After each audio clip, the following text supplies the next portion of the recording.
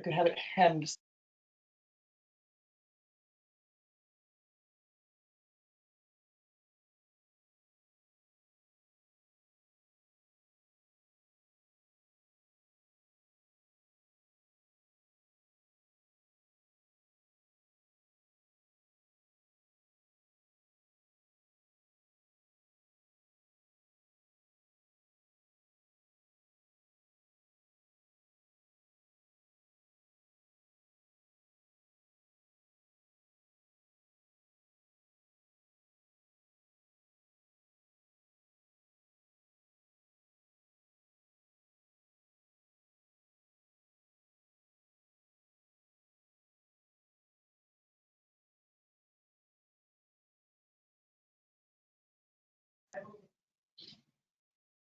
Hello, hello.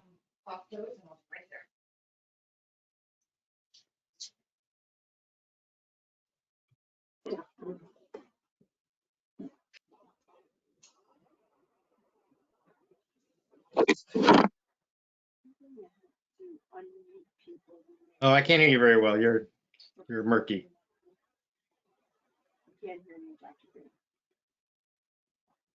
Is it my volume setting?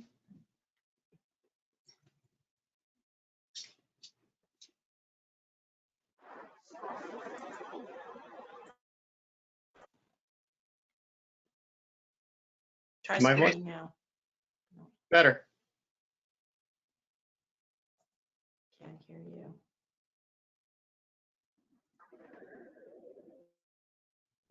I try talking now.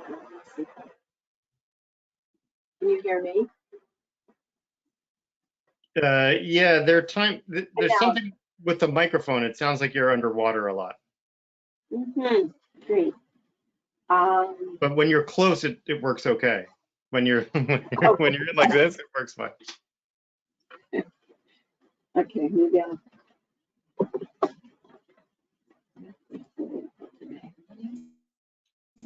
How's that? Any That better? sounds, yeah. A little bit better? Okay. Yeah. Have we got Robert and Paula here or not yet? Still early. Yeah, I don't see them yet. I am going to have to promote some of the attendees when it's time for them to talk about their variance. So their variance request. And I'm kind of new at that. So let's see.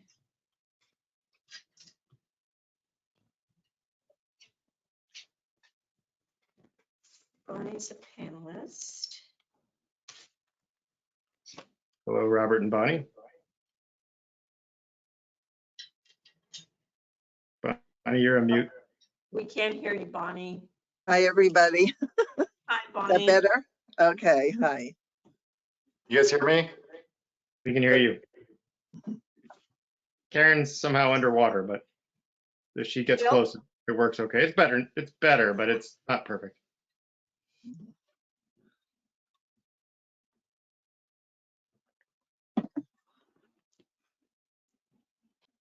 Can you hear me okay now?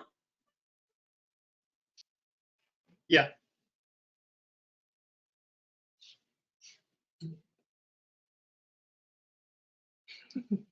I don't know that you can do anything about it. Just that for whatever reason, the microphone for Bonnie is much clearer than it is for you. Clearer.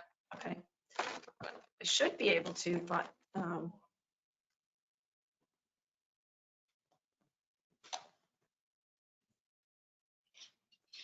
gonna try to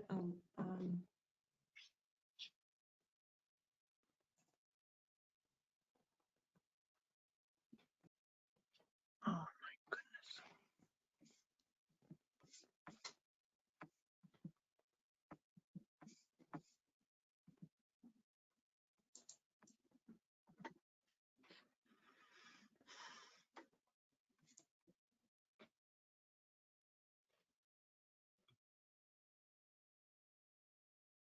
I know it's 6:01. I'm just going to give it another minute or two to see if I see Paula.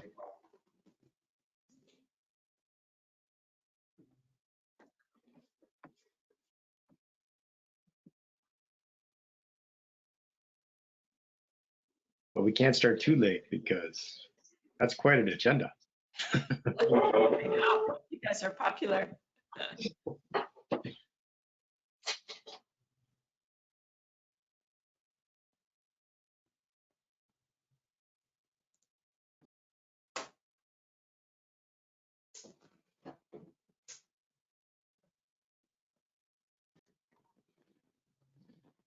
Here we go. Okay. All right, 6:02. Call this meeting to order. Second it. All right. First item on the agenda is approval of the March minutes. It's just you and me, Robert. Yeah, I second it. All in favor? Aye. Unanimously approved.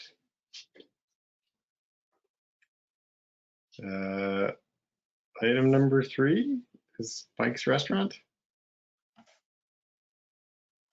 So we have Maria Terranova is here, and Maria, if you can try to unmute yourself.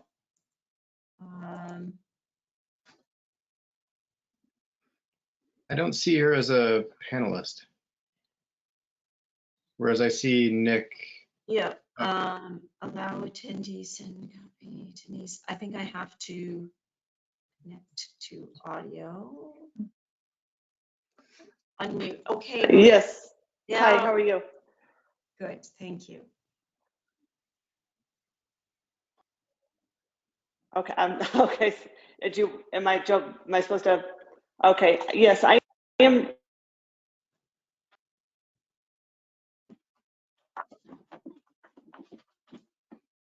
We had you for a moment and now we. Over. I'm sorry? You were there in the beginning, but we lost you very quickly. Sorry, I apologize. I'm requesting a variance to be able to operate over my toilet capacity during outdoor dining season. My application was denied based on my toilet capacity. We've been operating for 3 summers now on the street with 0 issues.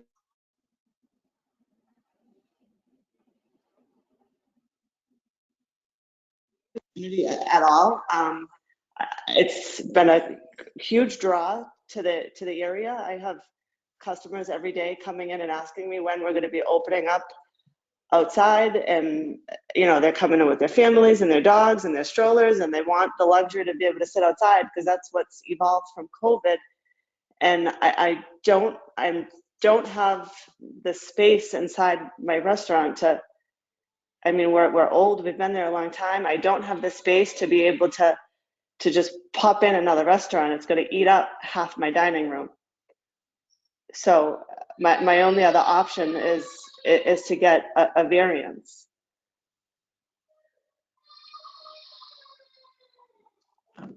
Go ahead, Karen. Dr. Green and Robert, Nick and Tanavika is here from ISD as well if you have questions or concerns. Okay. And I think he is able to speak, but if not, let me know if you have questions. I guess a couple things. One, I saw in the email about the possibility of a porta potty or a temporary bathroom. So I don't know if that's been addressed. Yes, I don't know. I'm under the impression that that is something that inspectional services cannot decide. That's been thrown to you guys. To the board, we will not approve a porta potty in outdoor dining or food service areas.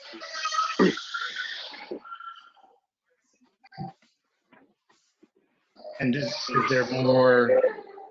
I mean, the reason why this was approved during the COVID pandemic earlier was that everybody was moving outside, so there was no indoor dining. And now, Karen, can you please mute that, please?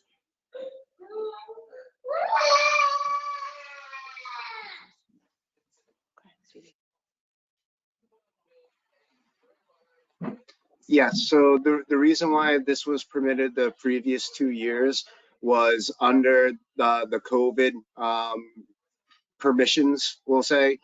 These were granted as temporary permits. Now, the state is moving forward with permanent setups and getting those in place. So now we are having to follow all of the rules that require for outdoor seating, some of which are the ADA compliance, which we are making all of the outdoor setups do, and the other item is bathroom fixtures. Right now, a majority of the restaurants qualify with the existing fixtures they have and the number of seats. We only have a handful of restaurants that are over capacity for their existing fixtures.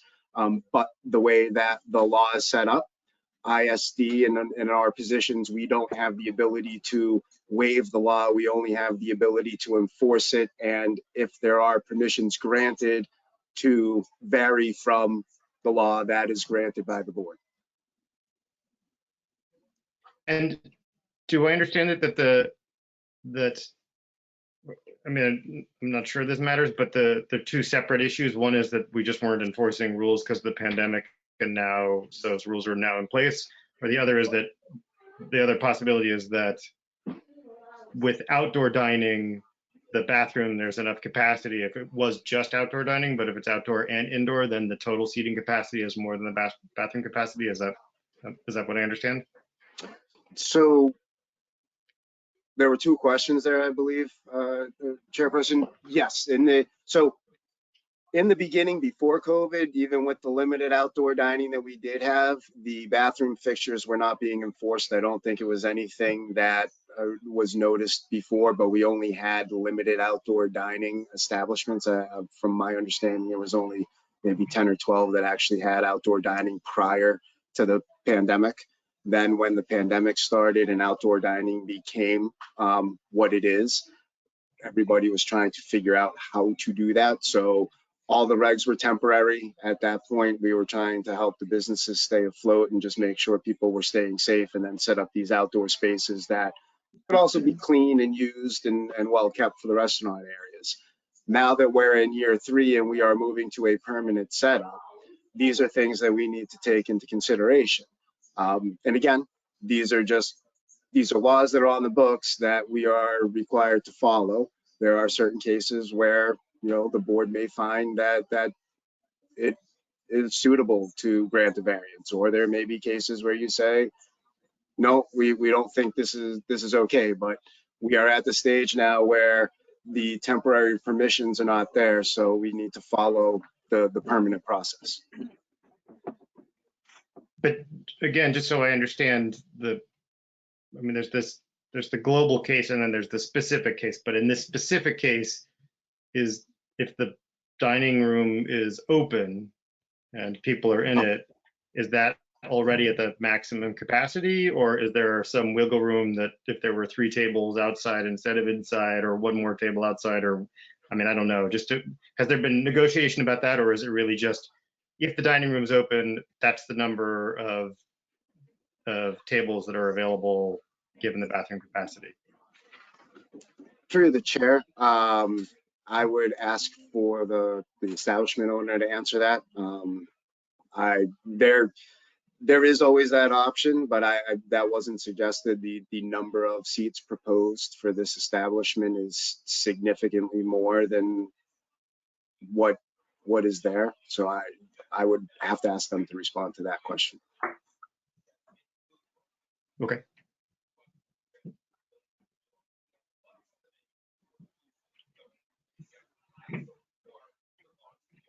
Is there, can you guys hear me?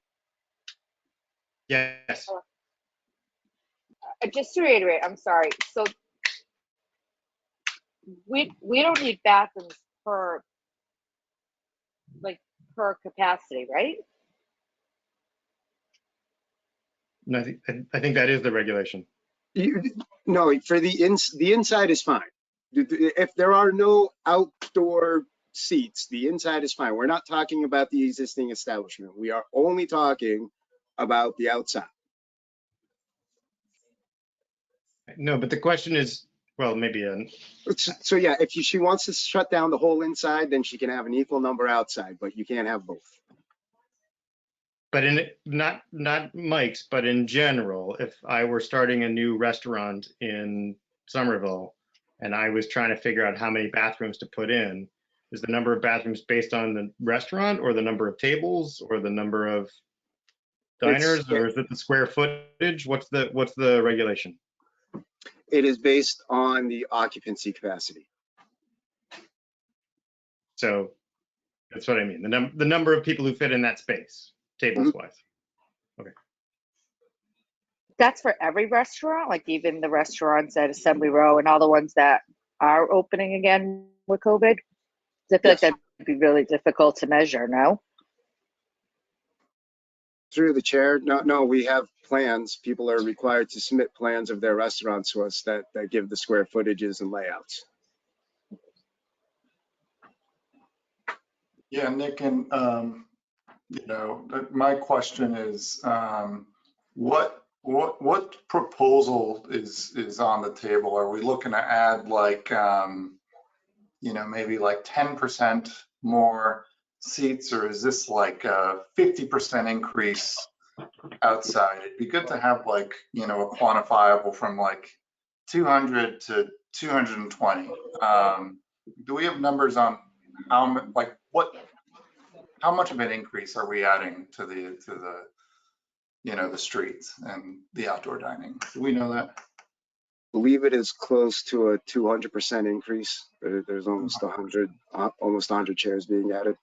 100 chairs. Okay. And it's okay. So we're going from 100 indoors to another 100 outside. I believe no, there's not 100 inside. I believe it's 45 inside and then an extra 100 outside. Oh, okay. Okay. And how Yeah. many bathrooms are inside? 2. Yeah. So 2 bathrooms for 150 patrons capacity. I feel like that's average, but that's just mine. Yeah, I mean, I'll go with what the regs say, in terms of occupancy.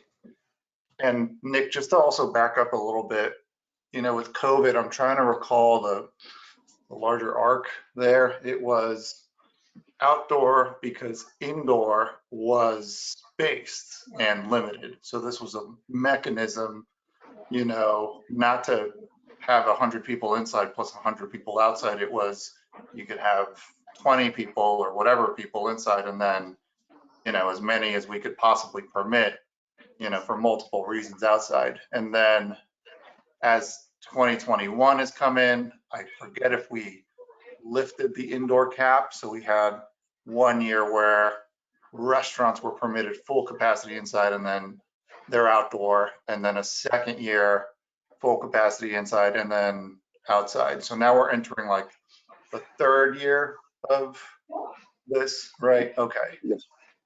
Yeah, I just wanted to make sure I was following the arc. And is the number of the outside remaining the same, or are they also looking to increase that? I believe there is also an increase from the original amount. Yeah, my immediate reactions are, but, and again, I don't know the ratios, but, one or 2 bathrooms for, 100 plus people is a significant amount. I mean, I certainly enjoy the outdoor dining, around the city.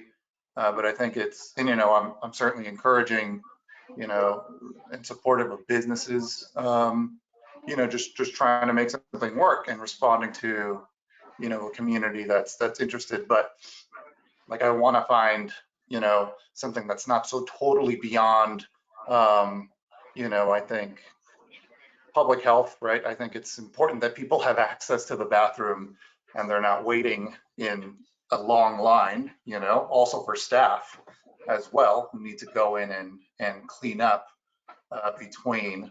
So, Nick, I'd like to hear from you if you have any sense of like a recommendation that would somehow permit Mike's, if you think it's appropriate to have any amount of outdoor seating, or if you think it's too much of a public health, hazard to even have 1 extra seat outside. So I don't know if you had thoughts, because I know you were offering, you can move some of your seats outside, but do you think they could go put additional seats outside?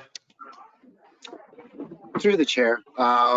So yes, I do have some thoughts on this. In order to understand though, I can give you the ratios with what we work with underneath the plumbing code. So under the plumbing code, it is broken out into bathroom quantities and then fixture amount due to gender type. So in order to, when you first start, it's one bathroom per 200 occupants. So if you have 200 occupants, you need one bathroom, but then we need to spread it out into two bathrooms, one for each gender. Once you break it down, now you have one bathroom. Now the number of fixtures in each bathroom is dependent upon the number of seats. When you are looking at the male fixture ratios, it is 1 per 60 seats.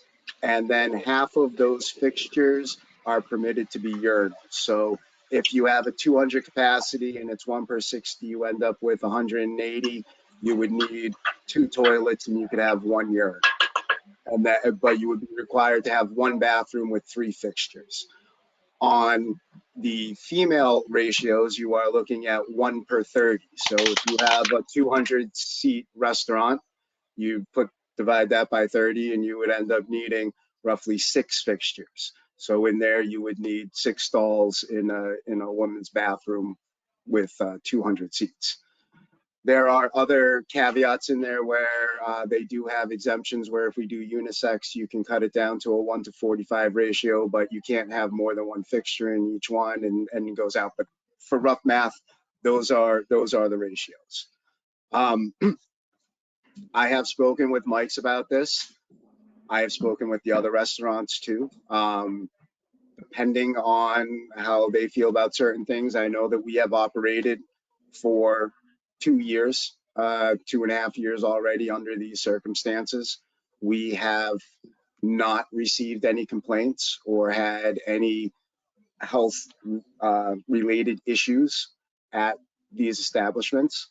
I would think that if the establishment could work with us over the next year to increase the fixture amount for the amount of outdoor seating they'd like, that a 1-year variance from the board to allow this year to occur while we coordinate with them to get increased fixtures would be reasonable.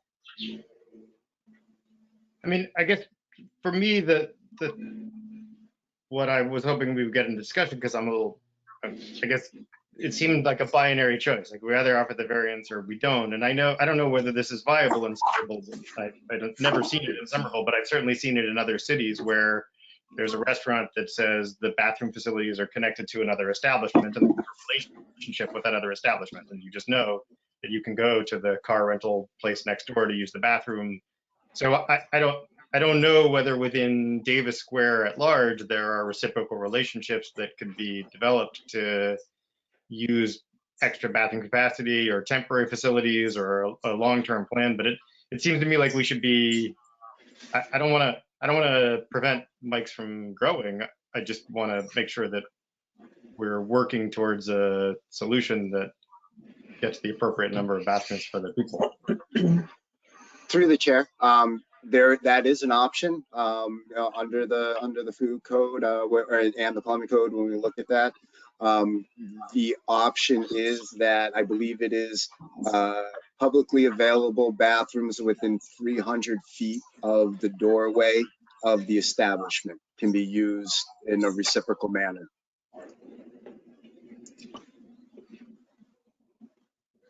And you're do we saying know- this is for every rest? Sorry, go ahead. Just do we know if that's been explored in this case or not yet? I know we haven't. Okay. Go ahead, Paula. No, I'm a big foodie, so I go out to eat a lot. But I just feel like I know some restaurants, I don't really want to point them out right now, but that they don't have that capacity. When I used to work back at the day on the Hill Tavern, that was held, I don't even know how many people. There was definitely not enough bathrooms like that. I mean, it's closed now, but And I know some small, really small restaurants that open up the outside have only one bathroom for each. So that's why I'm just curious. I didn't know about these regulations. Is it new or is it post-COVID? So no, these aren't new regulations. They just hadn't been enforced until COVID because it wasn't as prevalent. But with COVID being around and everybody focusing on the outdoor dining, these regulations came into play, and this is now something that we have been asked to enforce as part of these regulations. It's not new. It's just nobody has really put this in place until this point.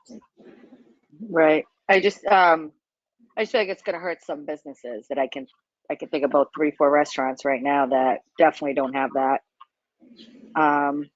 It would be unfortunate to see. I mean, I can say as a public health issue that I am the physician to a fair number of geriatric patients who don't like to go outside because they're concerned they're not going to be able to get to a bathroom. I know that when my wife was pregnant, we had to sort of like plot routes about where we could go, where there were public bathrooms. So I mean, I get that there are definitely issues on both sides of this, but I think there is a health aspect, not just to can the plumbing of the city withstand that kind of heavy usage, but are we in fact making it more difficult for people to get out, and making it more difficult for people to get out is actually worsening our health.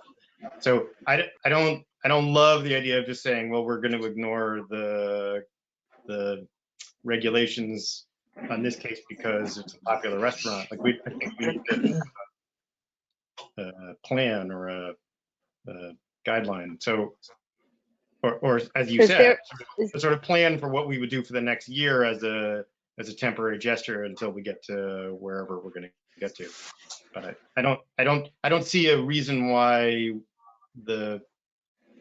we would make individual exemptions for gradually every single restaurant in Somerville so that we end up not having the appropriate number of bathrooms. That doesn't seem like the right plan.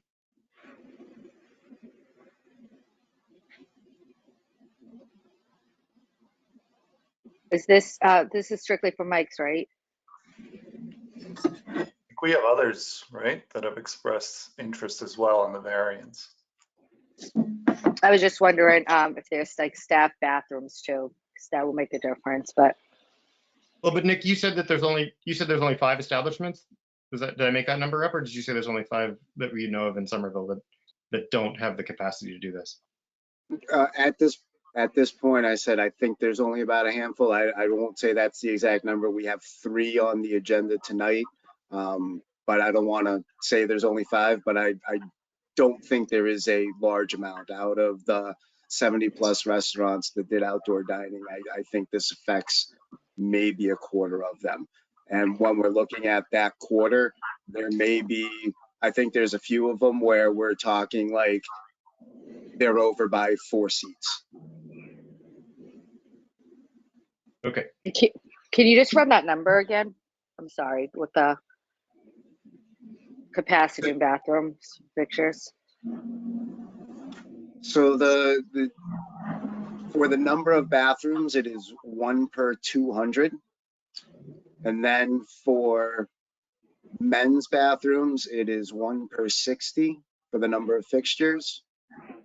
And then for women's bathrooms, it is 1 per 30 for the number of fixtures.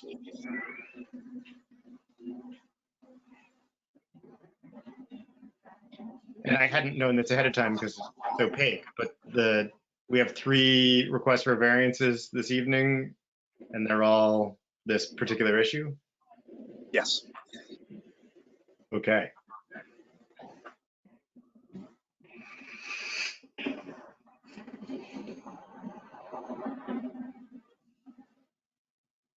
I mean, this is getting far-fetched, but are we allowed to amend the regulations if we feel that it's not? I personally want to follow the state on the regs. I think my reaction is like, I think what Nick has proposed sounds like a reasonable solution, which is like and hopefully, Nick, I'm characterizing this right, and correct me if I'm wrong, it's to, permit some of the outdoor seating with, in the variance with, this is like all of last year type of thing.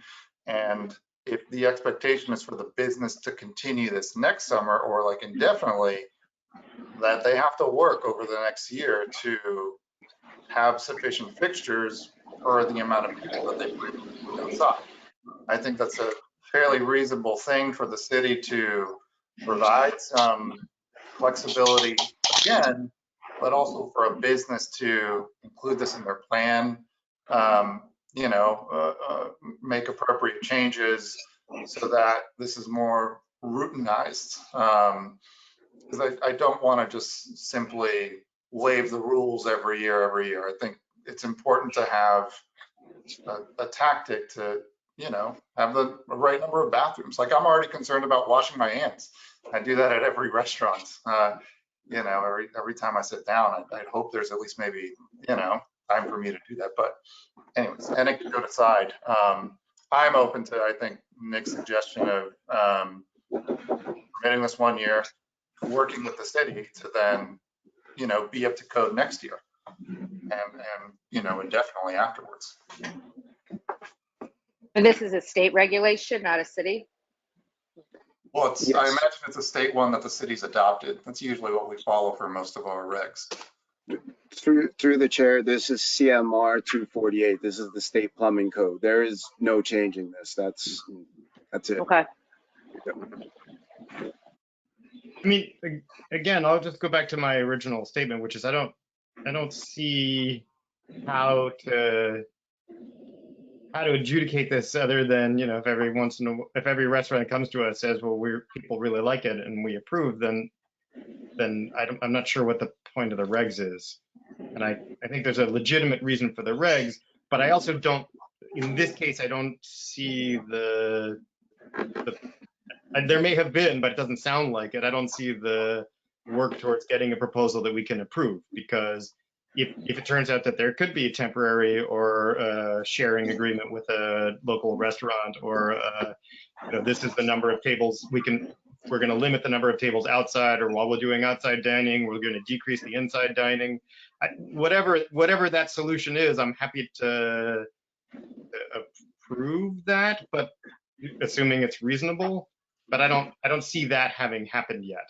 And so you want them to like explore at least temporarily addressing porta potties can happen. So see if like before the variance request, further due diligence on exploring, restaurant or restroom sharing arrangements with other commercial or other public. Is that what you're putting on the and table? moreover, nobody asked this, but I just would say that if you build a restaurant, whether you build it in 1960 or 2023, you look at the capacity you're going to do, and then you make the bathrooms, but you also make the stoves and the number of food you're going to cook. So if an establishment wants to double the number of people it's going to serve, then do they have the stove capacity for that? Do they have the fats, oils, and grease trapping that's required for that? I don't understand why the ability to use the outside space suddenly means that we can triple the capacity or double the capacity or whatever. It seems like a restaurant is designed around a particular capacity when it's in the planning stages. So I would love to know the impacts on other things too. I'm going to take it as a given for Mike's that they've done the assessment and think they can cook for 100 extra people than the restaurant was built for, but I would love to see that before I wholeheartedly endorse this kind of carte blanche variance. Yeah, I guess I don't know what the timing would be, Brian, because then we'd meet again in August. I guess we could meet sooner in May to permit like further due diligence, and then we address the issue of the variance. If I may, through the chair, two things. One is, hold on, I had a train of thought that just went sideways. Man, what was I? Anyways, I was we can look at the one for the timing anyways. I understand from our standpoint, we're in the board, but then the other time frame is that the licensing commission still needs to approve the outdoor license on this. So that's the other thing that's in here. So and again, if we decide what's going on, or if you decide what's going on, then we follow those timelines. But the reason why these restaurants are here is to hopefully be able to make it on to the licensing commission hearing next week. If that hearing is missed, then the licensing commission hearing doesn't come up again until June. So that's what the time frame is for the restaurants anyways. As far as researching and going out and making the connections with the restaurant, like I said, I would feel comfortable saying that we would work with the restaurants if the board were going to move forward, decide to move forward with a variance tonight with these restaurants. And then to speak, this is what I was thinking of before that I forgot to speak about, the grills and the food. This year, as part of our DEP requirements, we have to collect fog information from all of the restaurants. So we will be collecting the information on their grease traps, what the size is, how much grease they're pumping, and who is taking it away from them. So we will actually be gathering all of this information, and we will have that data over the next year or so to be able to see what the impacts are.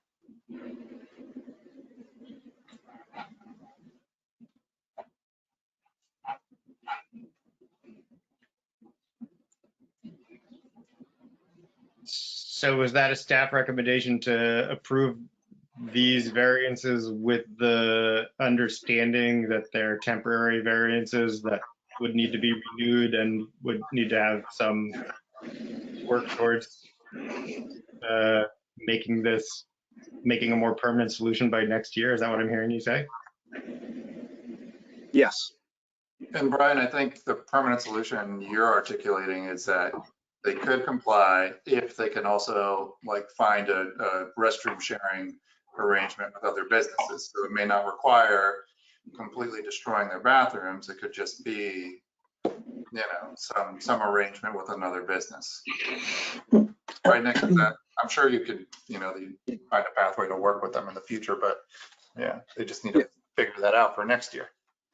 Through the chair, yes, that would be a compliant method of complying. Yeah. Okay. To the board, just one thing, at this point though, we are still only speaking about the Mike's application. So any type of. I understand. We're going to address next, but sure.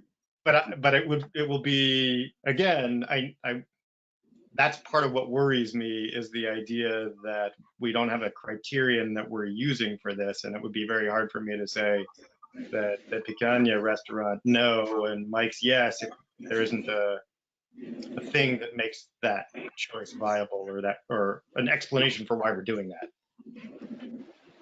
Yeah, I would feel like it would have to also be universal too. Like all the restaurants abide. If you're saying this is a state law we can't amend, then every restaurant needs to do it.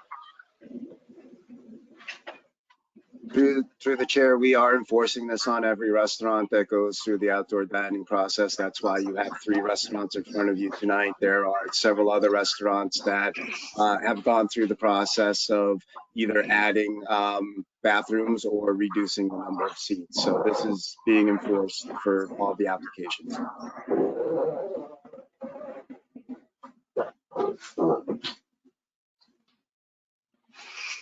I guess the only other thing that I don't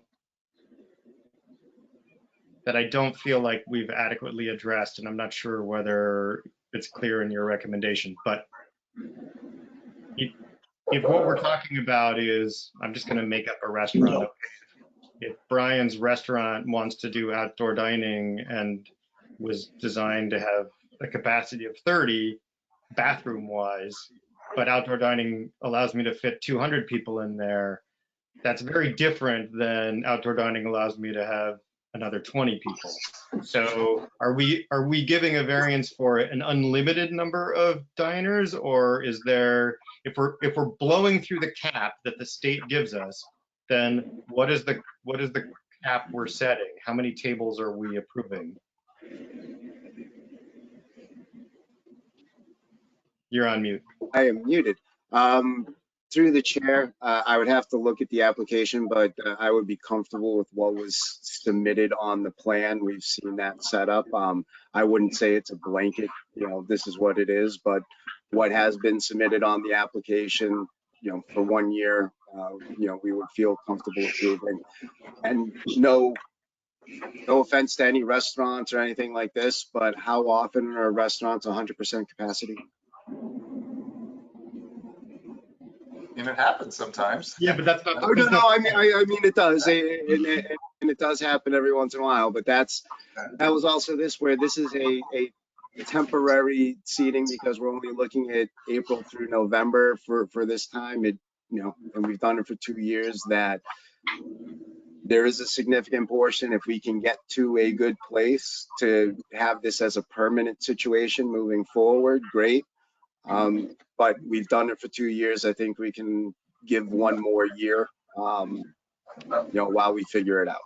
That's true, but for the last 2 years, less people were eating out than Yes. will. So I don't know that the last 2 years are telling us what's going to happen this summer when the government has officially stated the pandemic is over and more people are potentially going to be out. So again, for me, the only if we're gonna do this, if we're gonna say in Somerville that we will approve these variances with a 1 year temporary license, assuming that there's going to be a work towards a longer term solution over the next year, that's fine. But I also think we need to say at 15% extra capacity or 20% extra capacity or whatever. But I'm not okay with saying, because you're telling me on this particular restaurant it's okay, but that doesn't answer the question about what is the criterion we're using. Consistency. Yes. And it doesn't help me say why I think it's approval or not. And I also think for our purposes, I do think, since we're talking about Mike's is a lovely establishment that's been there a long time and is popular, that's great. But I don't think if they can fit 100 tables, they should fit 100 tables. I think if they're going to increase their capacity, it should be within a set of boundaries that allows them to do what they do well and serve the public. So I would love to get your sense, Nick, and if you think there's a percentage or a number or a criteria we could use to put some parameters around what we're allowing as a variance. Through the chair, the reason why we hadn't come up with parameters at this point was through the last couple of years, we were focused on seeing what we could do to get the method to work and then helping the businesses. So there wasn't a check and balance. It was, let's see how many we can get out there, and looking at the applications that were coming in. Sure. We just said, okay, that's what was there last year. I think we can do it. And then we went through and said, if this is what it is, then we need to get to this point for the fixture amount or the next item. Regarding a consistent percentage, I am a big fan of consistency. So, that would work great for me. That is something that is absolutely something that you all can come up with. I don't know how I would say, what a good percentage is, just because there are varying ratios to use and differing things. I mean, if we're looking at this, are we thinking, Game 7 of the Bruins in the NHL, or are we thinking, Tuesday afternoon? Well, we're thinking game 7 because we're setting a maximum capacity, right? And as you said, most restaurants are not at capacity all the time, but that's irrelevant. So, and again, I don't know if there's a good way to come to that. I mean, in my mind, the codes were set up in a way, and my job is to enforce them. I don't.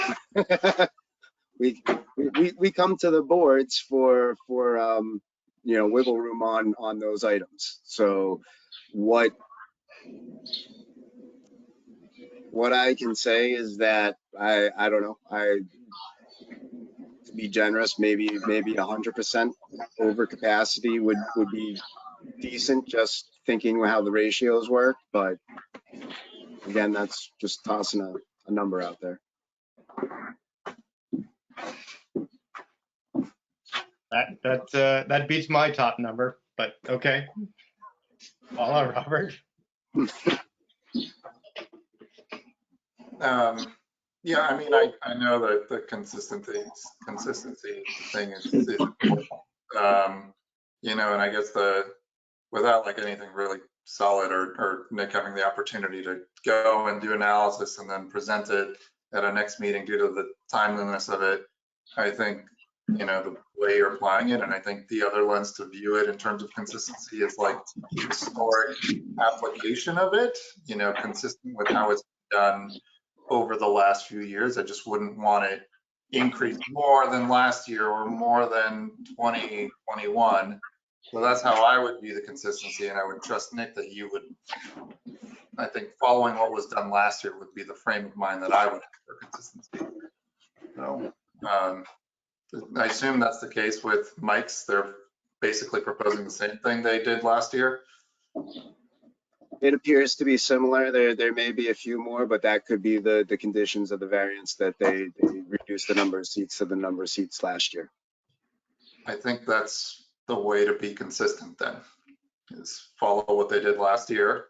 This is a variance for one more year until they figure out how to solve the bathrooms, either building out or having a relationship to temporarily increase bathrooms during outdoor dining season. Brian, do you think that's sufficient to follow what they've been doing in previous years?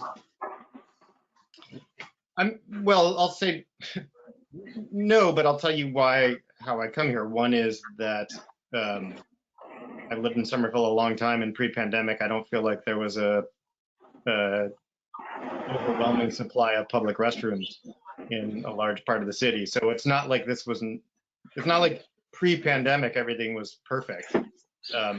So that's thing one.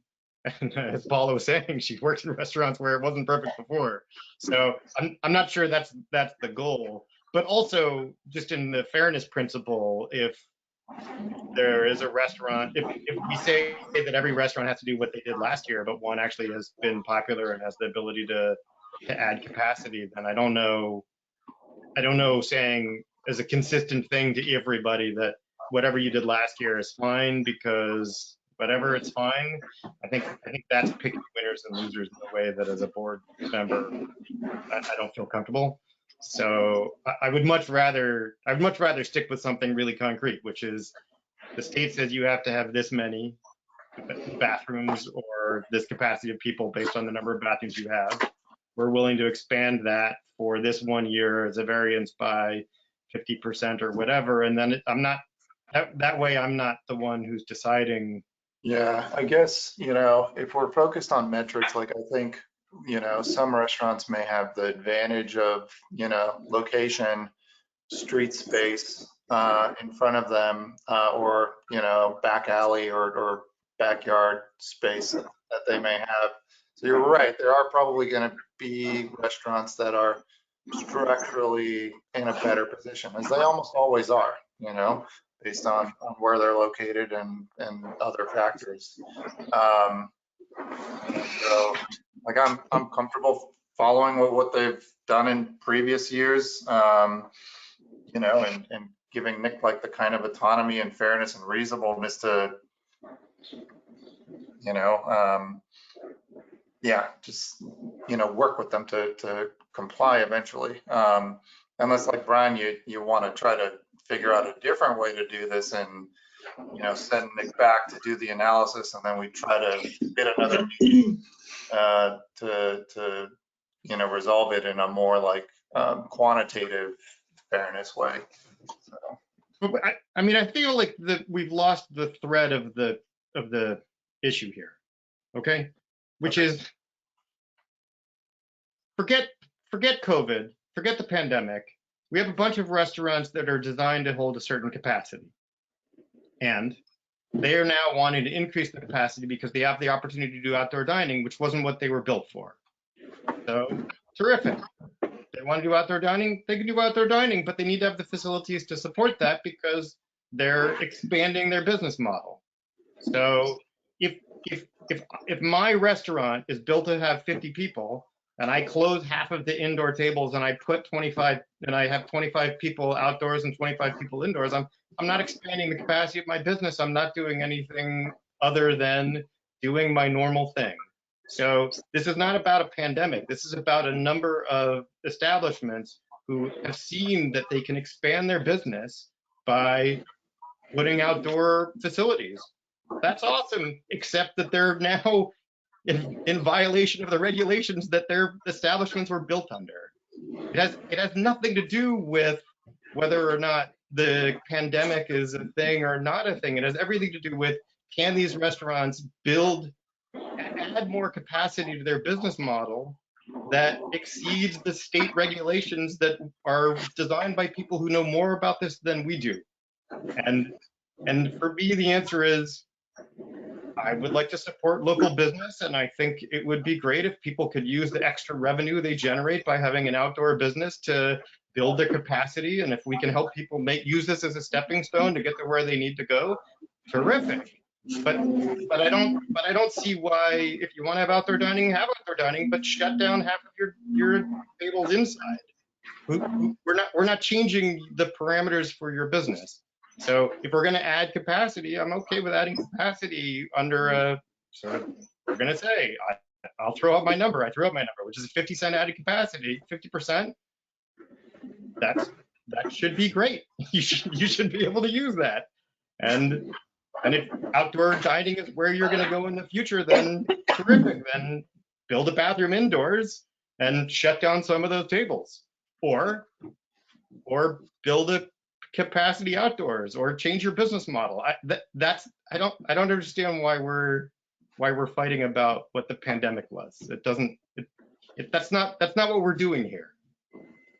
Yeah, and I was only viewing it in the terms of like, having something that was demonstrated as a successful model in previous years without, complaints, as I understand it, or without public health, food safety violations. That was my frame of thinking, right? And then also trying to, deal with the timeliness of this without reshuffling. But I guess, Brian, now we're just throwing numbers, right? And I mean, 50% sounds fine.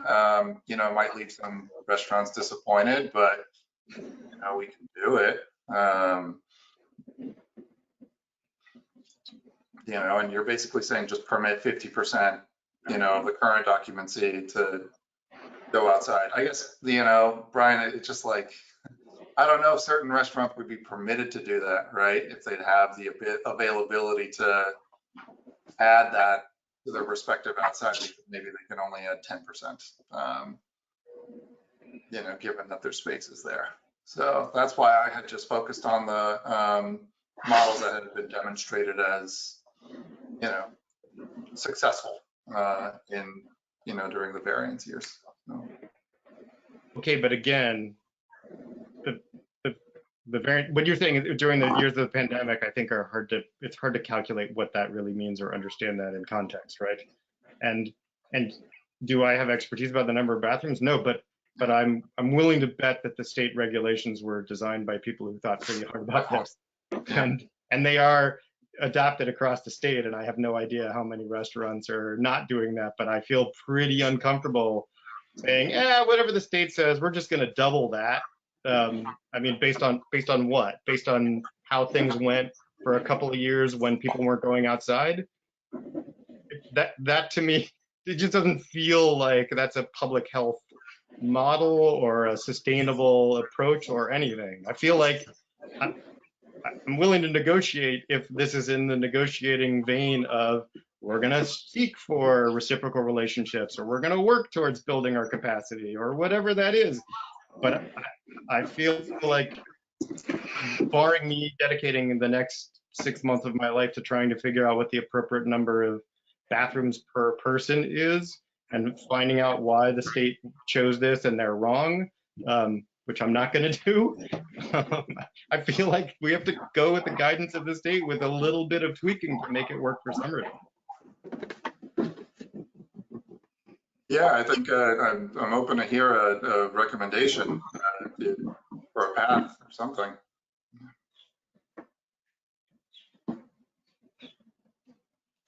I mean, I asked Nick for a recommendation. Nick said, he said he's okay with accepting these 3 restaurants. That doesn't feel great to me because, again, it's the people who are coming to us, but it's not terrible. And he's okay with 100%, and I said that beats my top number. I personally, we're a 3-member board, we can vote, but I personally don't feel like I'm ready to just blow through the state regulations and say, oh yeah, 100% times that, especially because I think there are people in this meeting who think I go to restaurants and I don't need to go to the bathrooms, and that's great. And I work with a population who says I don't go out anymore because I can't get into the bathroom. And so it's a little bit about a perspective where we are, but I feel both of those are legit. So I'm not comfortable with pushing this super fast hard. And I would also just say that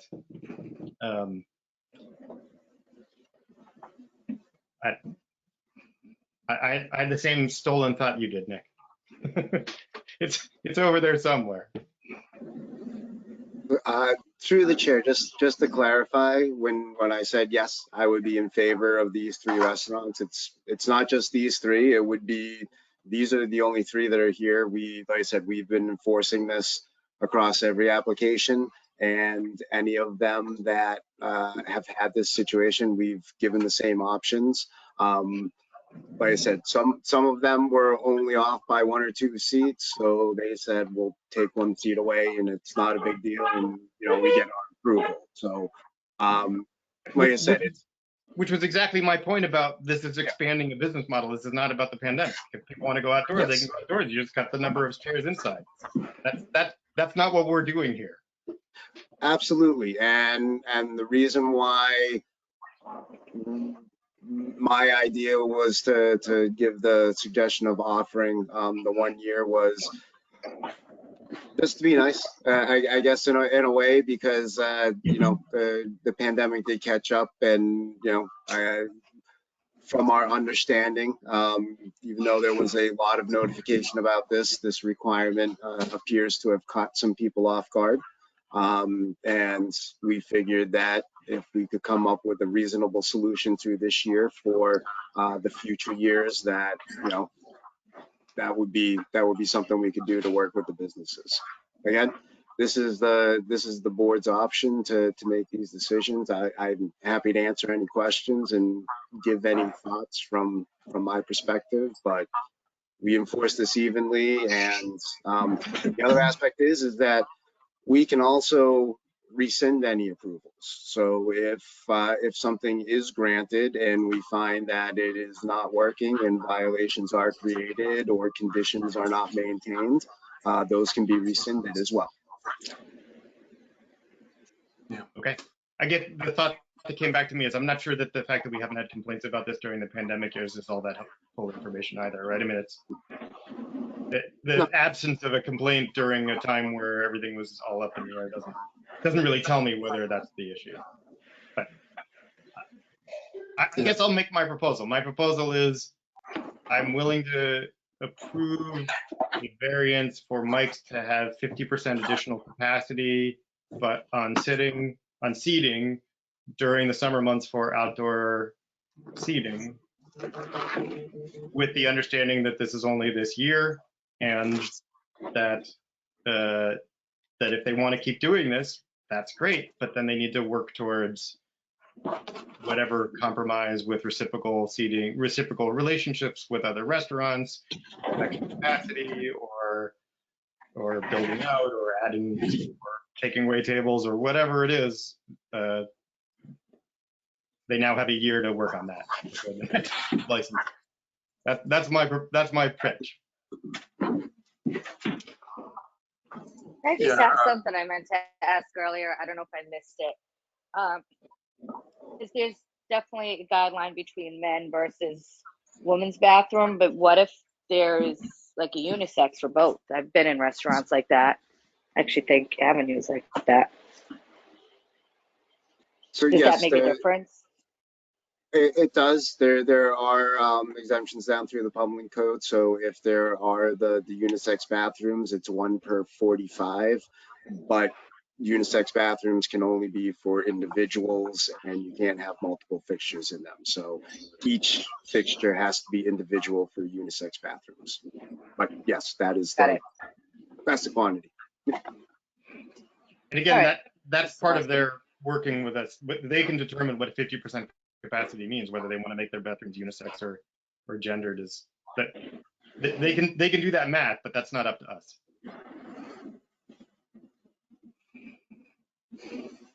Yeah, so Paul, I think, I'd love to hear what you think based on what Brian and I have been kind of kicking around. Ryan's is, he's willing to go to 50% increase. My initial view was just follow what we've done in previous years, but that would create wide variability in fairness issues, consistency issues. So, I think before we go to a vote, just wanted to hear your thoughts on what do you think on what we said on those two proposals? I mean, you guys already sensed my vote as it is. I'm all about just building the communities if we can. Didn't realize this was a state law. So no matter what, this is going to be changed, right? They have to figure it out. And if we've been working like this for the last 2 years, then I say keep it as is. And regardless, they have to figure it out. Let's just have them, maybe they'll figure something out with doing this capacity in bathrooms and whatnot. Like figuring out the numbers inside, outside. Do you know what I mean? Play around with that. Yeah. Like, because at one point we were saying if there's so many outside, you lose tables inside. So if that's the case, like let the restaurant kind of play around with it. I don't know. I'm just thinking out loud. But that is what we talked about. They could do that now.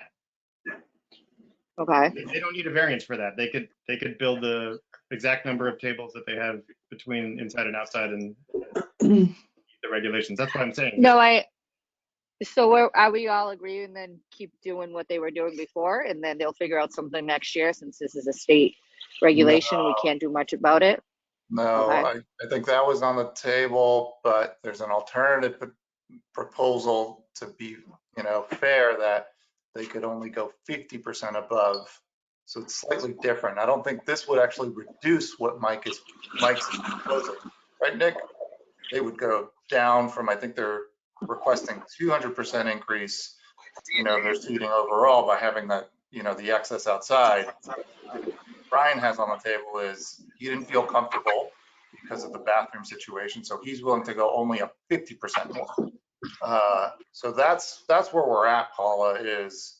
So like a 200 increase out just outside? I think it's like total, right? Like, yeah. Is it? I don't know what I didn't get the total number. I didn't get it whether it was a 100% or a 200% increase at this point. That's why I'm asking Nick, do you know?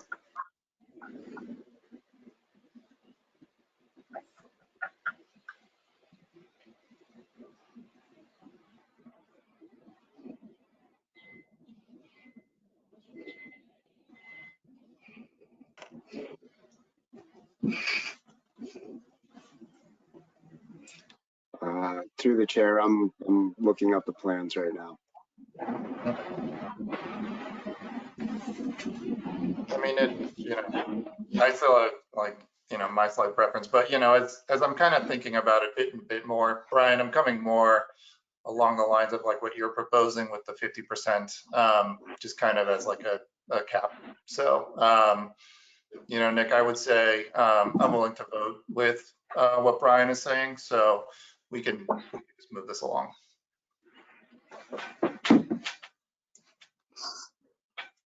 So I made a motion. Do you want to second the motion? Yeah, second the motion. Okay. All in favor?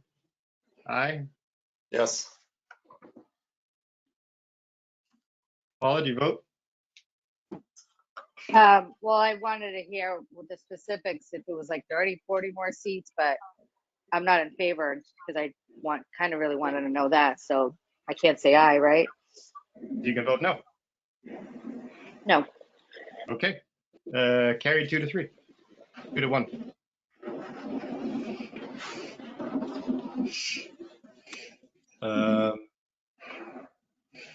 All right. So we move on to Rincon Mexicano.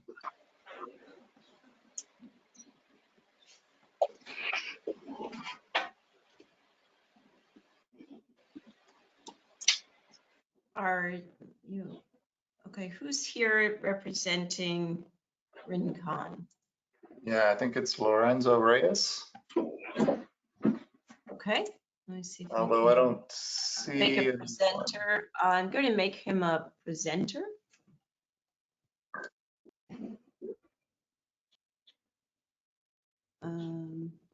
Waiting to view.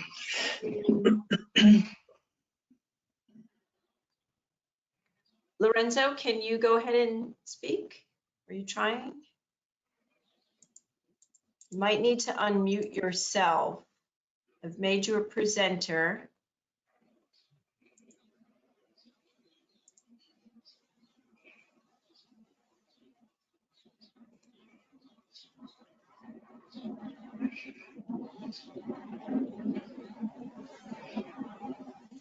And then unmute request.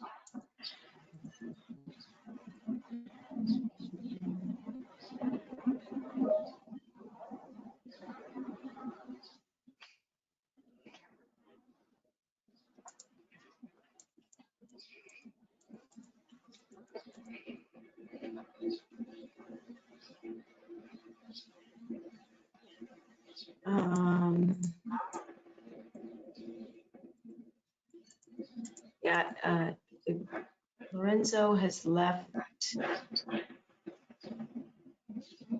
Lorenzo, can you unmute yourself? You're a presenter. He's still showing as self-muted. He's on now. Oh, here we go. Lorenzo, can you speak now? Yes. Hi, I'm Lorenzo Reyes, and I'm the owner from Rincon Mexicano. Hello. Hi, good to meet you. Nice to meet you too. Do you want to tell us about the variance you're requesting? Yes, well, actually, I want to have my patio outside, and my question is, I used to have I was approved for 16.6 before the pandemic, and I know after the pandemic they started new regulation and things like that. So my question is if I can be approved. Not for last year I used to have a 34.6 outside, but now can I have a at least 20, 16 to 20? And because I was approved like before the pandemic, I was approved like 2 years before the pandemic, I was approved for 16.6.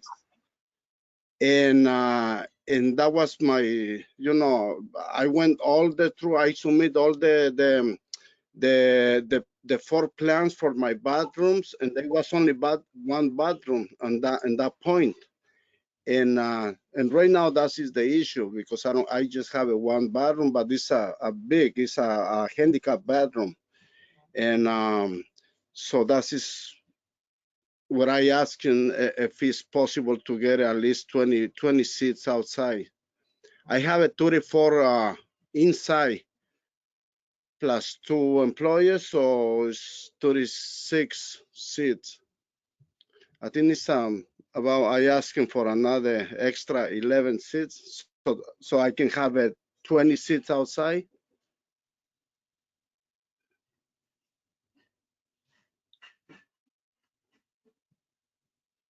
An extra 11 seats, you have 20 seats outside. I don't understand that. You're now using 9 seats outside, so you'd have 20 seats outside total by adding 11? Well, no, last year I was having 34. That was last year. But right now I just asking for to see if I can have only 20 seats on tour outside. Oh, okay. Because last year doesn't really help us figure out what your capacity is. What's the total capacity by regulations that your restaurant can have with the 1 bathroom? Do you know?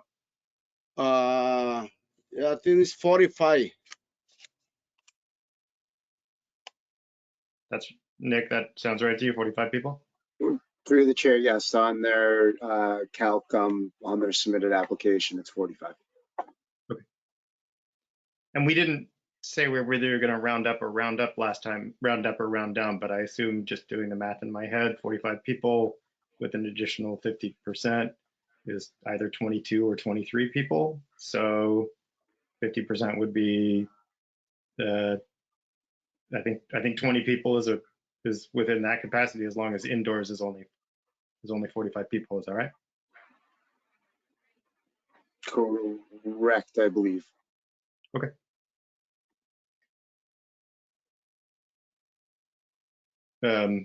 So I'm going to make a motion that's remarkably similar to the last one, which is I'm willing to give a 1-year variance of a 50% increased seating capacity within the restaurant, either indoors or outdoors.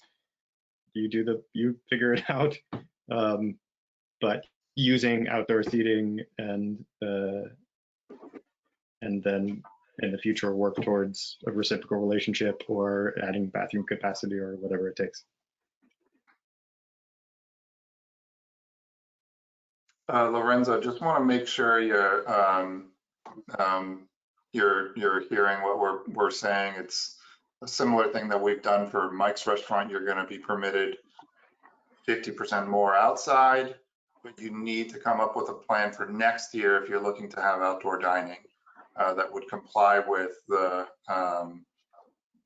the occupation and fixture law with bathrooms. So to be clear though, it's not 50% outside, it's 50% total. Inside or outside, we're not yeah opining about. Yeah.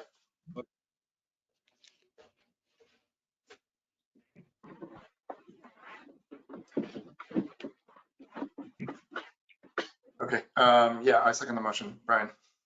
Okay. All in favor? Thank you. Aye. Thank you very much. Okay. Paula, do you want to vote? Yeah, I was just gonna say, do I say no to all of them since I said no to the first one, or just? You can do what you want. It's up to you. You're a voting member. I know that. I don't know this restaurant well. That's why I kind of was indifferent about it. I mean, it doesn't matter. I got outvoted anyway, so right. So I'm just gonna stick to the first one now. Okay. Carried 2-1. Dave Picagna.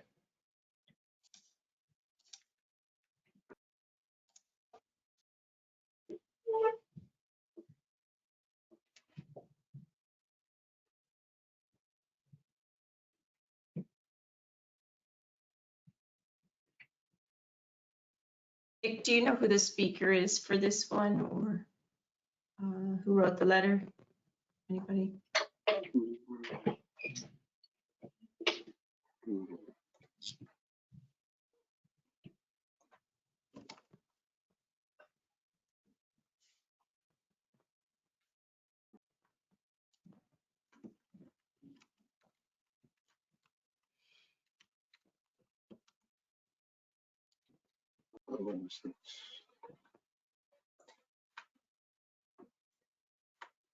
Philippe?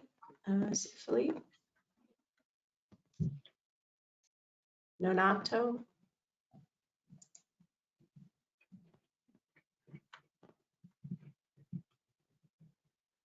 There's a Marlene listed on the license.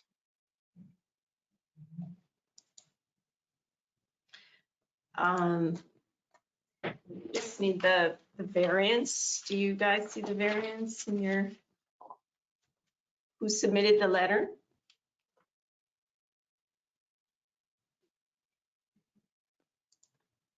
I'm Yeah, gonna- I have Marlene as well, right, Nick? Yeah, that's who, right, Tanya, yeah, I had on their document.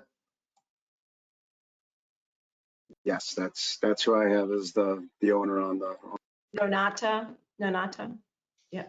Okay, Yeah. I'm gonna try to promote them. Allow. Mute. Hey guys, how's it going? Good afternoon.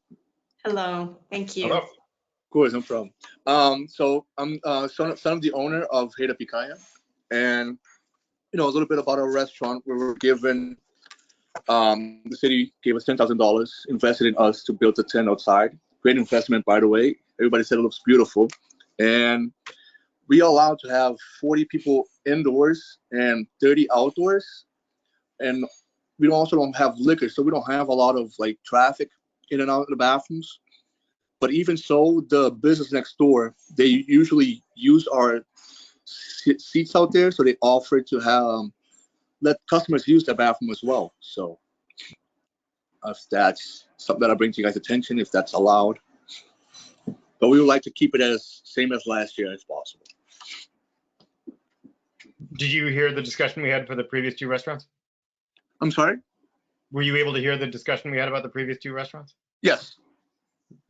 So as I understand it, if you have a clear reciprocal relationship with the establishment next door and they have the bathrooms, then as long as, I mean, Nick, you'll have to speak to what the regulations are around that, but as long as it's clear that people can use the bathroom next door and that's posted consistently, I think I have no qualms about that. Yeah, Nick, did you need to do anything else for that type of relationship, like confirm it with, the reciprocal business? Just want to make sure before we, because that's different, Brian, right? Like, I'm not Well, in going this case, if between the two establishments they have enough bathroom capacity, then no variance is I required. don't need a variance, right? That's what I'm saying. We don't have to Yeah. vote on it. No, So- that is through the chair. That is correct. If between the two of them they have the proper capacity, that's fine. We would just need under the license a letter stating that they have the customers have the free use and have proper signage saying such. Okay, so the business next door, we have to write a letter saying that they're okay with that? Yes. Yep. All And you can upload that onto your license application, and then that should satisfy the requirement. Yeah, and for clarity, like that, those bathrooms would have to be accessible when you make the outdoor dining accessible, so.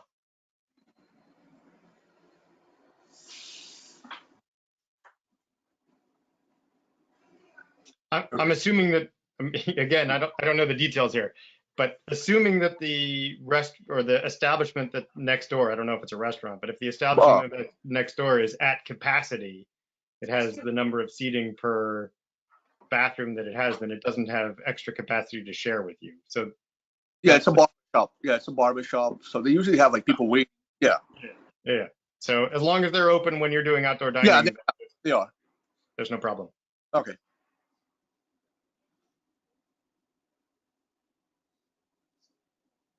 In fact, the barbershop doesn't have to be open, just access to the bathroom has to be available when you're open. Okay. So yeah, sounds great. That is correct. So at Can this I- point, Just Brian, like in case that falls through, should we move forward with the variance? But that would look like, I'm just trying to think ahead in case like there's a snag with this barber shop, and then if not, they gotta wait another month. I'm willing to make a provisional variance that sounds remarkably like the last two variances, which is you Yeah, can have- just to give them a bit of a buffer. Okay. Then I make a motion. I'm not going to spell it out. I think, Aaron, you can Yeah, same thing. you, you can replace the name. Robert, you second the motion? Yes, second the motion. All right. So this is a provisional motion, but it may not be necessary, but all in favor? Aye. Yes. Hi. Okay. Oh, wonderful. Thank you, guys. You're very welcome. Thank you. Bye-bye. All right, Nick, finally you get a turn on the agenda. Innovative food permit request? Yes, so the innovative food permit request. I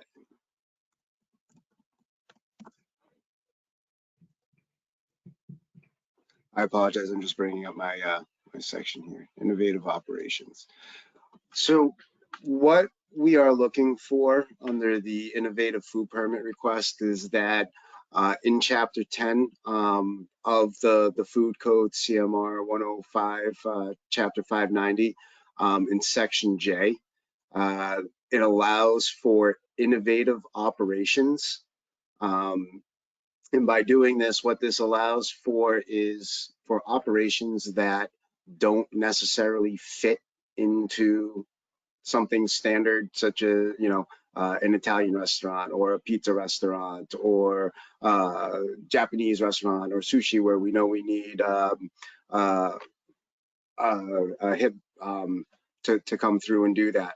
The innovative operations license allows for new types of businesses to operate while the board and the authority having jurisdiction, which would be ISD, sets up the guardrails for that operation. And we have two examples of this where this came from. One is, I guess we could best classify it as retail catering. In some of the new high rises that we're building with the biomed centers, one of the requests has been for somebody to come in and cater from local restaurants. They'll be running the operations, they set up the table, but they bring in food from the other restaurants and then sell it to people working in the office building. It's not really a catering license because that person's not prepping the food, but it's not really delivery because they're picking it up from someplace and transferring it, but it's definitely something that we just don't want somebody randomly selling food in the lobby of an office building. So this is something where the innovation permit would allow us to say, yes, we can do this. We need to know what restaurants you have. Is there a schedule for the type of catering? Are you doing this restaurant on Mondays, or are you going to give us the 5 restaurants for that week at the beginning of each week so that we know what's going on? We would potentially ask them to set up a portable hand sink next to the counter so that we had the sanitary operations that are required.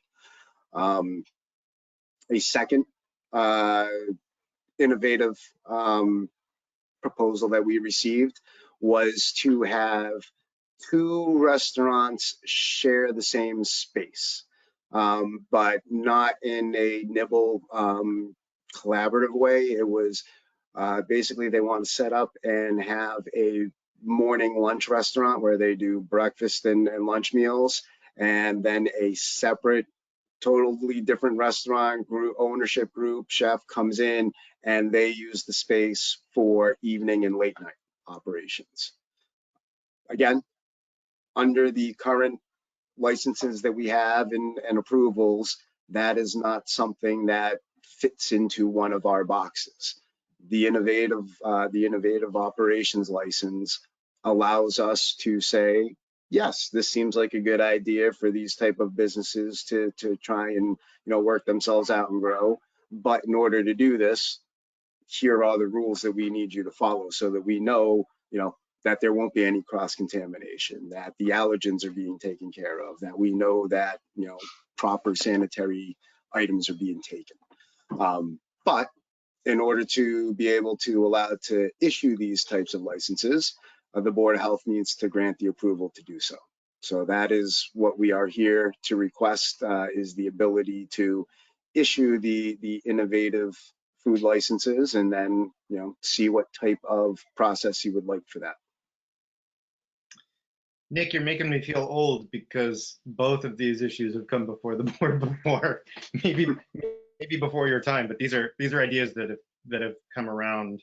I think the bringing food, that you're not the catering organization and you're also not you're not cooking on site, came up a lot when we started expanding the farmers markets, because people were bringing food to the farmers markets, which were shared spaces.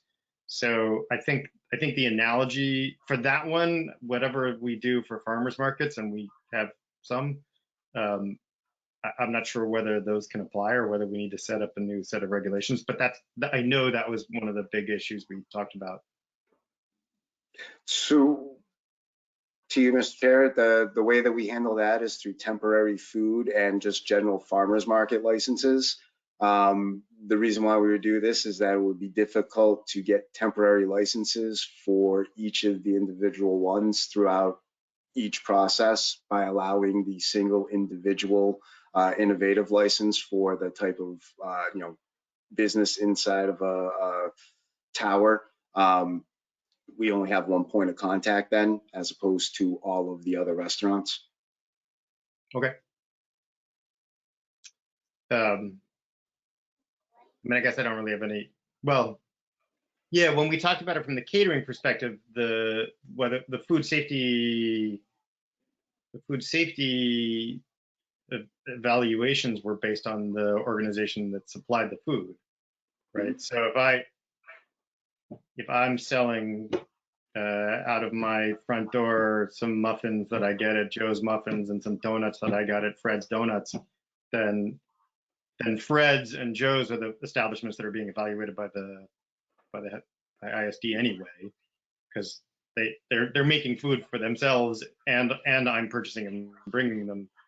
But if I'm understanding this correctly, the people who are doing this in the business are getting food that already is under somebody else's license.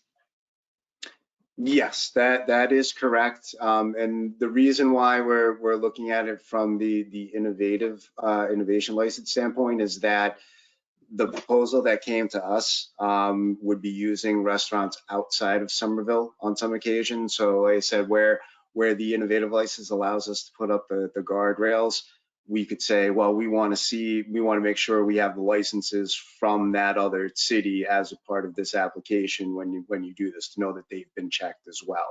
And those. Right. We want to hear what Cambridge has to say about Joe's Muffins. Yes. Yeah. I don't find that controversial. Robert, Paula, I don't know if you guys have anything you want to say about that, but that seems to me pretty simple. Well, to you, Mr. Chair, it's not, this isn't the actual app, but we're just looking to have the ability to issue these.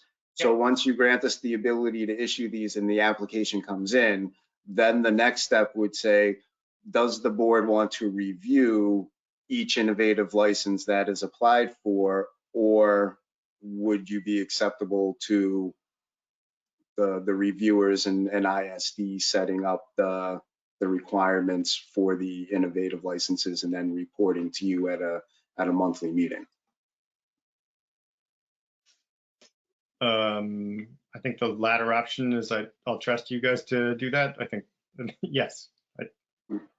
Yeah, great. I think, Nick, you have good judgment and reasonable, so yeah, that's totally good with me.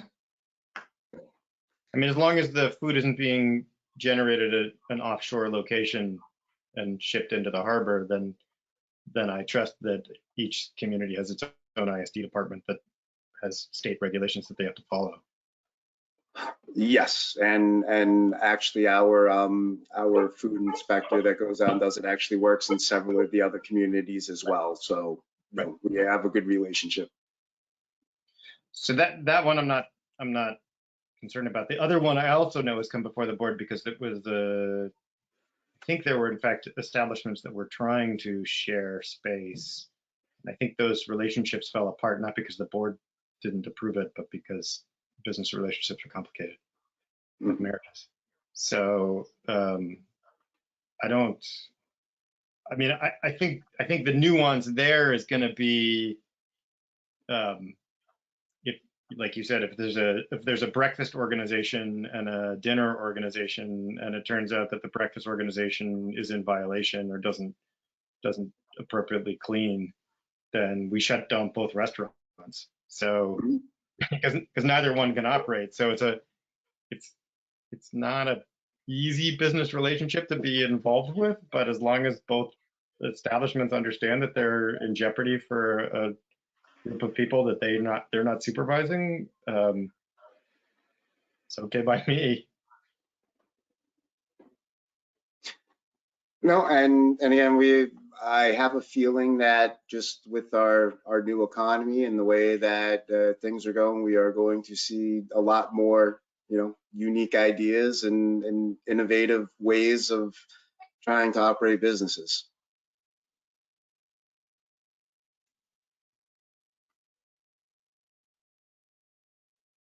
Paula, Robert, any questions? I don't have anything further.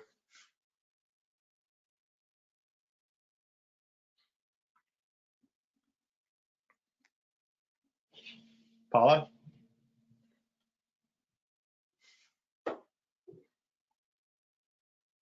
Okay. All right. So Nick, do you need anything from us other than our approval that we understand this, or do you need us to vote on something? I need you to vote on giving us the ability to issue innovative food licenses. Yeah. I hereby make a motion to give IST the power to make innovative food permits, licenses. Yeah, I second it. Hello? Can you guys hear me? Yes. All right, I don't know what happened, but yes to all of that because it's old news, yeah. All right. Sorry. Three votes yes, passed unanimously. Thanks, Nick. Still one more for you, Nick. Prepackaged food permit. All right, so this is one that I have come before you before on, long time ago. I think that was pre-COVID when the new food code had, just kind of came around, and prepackaged food was taken out as non-mandatory and basically came in as an option for municipalities. At that point, we had not actually gotten an answer whether or not the board wanted to continue with the prepackaged food license. So I am basically just here to ask whether or not the board would like us to continue issuing the prepackaged food permit licenses. And just for the refresher, this is for the small convenience type places. If you're thinking a liquor store with the bag of chips on the counter, and I think it's like a shoe store that sells like bottles of water or something, and has the gum with the twisty machine. So my opinion is that it is not the best use of the inspector's time for that type of inspection. We go into these buildings for other reasons under building items and other health requirements. I don't necessarily think that this type of permit adds to the health and safety of the establishments for what it requires. Agreed, but are you saying we shouldn't have the permits at all, or we can just, I'm not sure what the recommendation is. So yeah, so basically the recommendation is that we don't require the issuance of these permits. That was what the state basically put it in, saying that we aren't issuing it, and then I just wanted to confirm that we are going to go down that road and we're not going to issue them anymore. Okay by me. Board? Yeah, I think it's just a Same, more yeah. use of your time. So Okay. Thank you. You're still on, Nick. You got quite the list. Tattoo permit. Fee. So this is something from last year. These are the tattoo fees. sorry, Nick, did we need to vote on anything for the last issue? No, because for the last one, because the state basically made it that we didn't issue them, I just was confirming that that was the board's will. Preference, sure, okay. So the tattoo permit fees, this comes in from last year. I believe that at that point, Counselor Burnley came in front of the board and requested that the tattoo fees be reviewed. And I believe at the time the board suspended the fees indefinitely. So I would just have this on the agenda to talk to the board and see if there was any discussions on this, or if you would like any recommendations. Geez, I don't remember it being indefinite. I thought it was like one of these things that slipped through the crack because of the transition and Doug leaving, Karen starting, and there were some miscommunications. I didn't think it was indefinite. For some reason, I thought it was like a one-year thing. But if I guess maybe. I would have to go. Yeah. I would have to go back and look at the language. I'm not 100% sure, but the way we have it now is that the fees are not subject to be going out on the renewal period. Got it. Okay. Well, yeah, Nick, I'd love to hear your thoughts on it. We reviewed this and then just looking through what we do for the inspections and coming in and coming out and the time spent by the inspectors, and then also looking at the other communities as well for this type of industry. In reality, the tattoo fees from a revenue standpoint are small. It's about $7,500. So we're not talking, anything that is truly affecting a budgetary requirement from ISD. I think that we could definitely improve our fees on there for the type of inspections that we're providing. We could probably reduce them by about 50%. Okay. And Nick, this That's, is now that's like different than suspending indefinitely. yeah. What's that? That's different than suspending indefinitely. Correct, yes. Nick, am I like, I could have swore when we talked about this that the counselor raised the issue of other communities, Cambridge and Boston, not having the fee, right? I was not, through the chair, I was not here when the counselor made that presentation, so I do not know if the request was to wipe the fees out entirely. I took the review as to what our fees were and what I felt would be an appropriate fee for us to, institute the licenses at this point. If there is discussions about waiving them permanently or suspending them indefinitely, by all means, again, in the grand scheme of things, the $7,500 that we generate from these permits is material. Yeah. Well, no, I don't think that's true. It's not like Karen's making a budget for the health department every year. I think every penny counts. So my recollection, I have two recollections. One is I remember specifically saying, I'm not comfortable making a item by item a la carte budget thing about what each group of fees is without looking at this holistically. And that some of that had to be working with the mayor's office, because the mayor's office usually gives us a slate.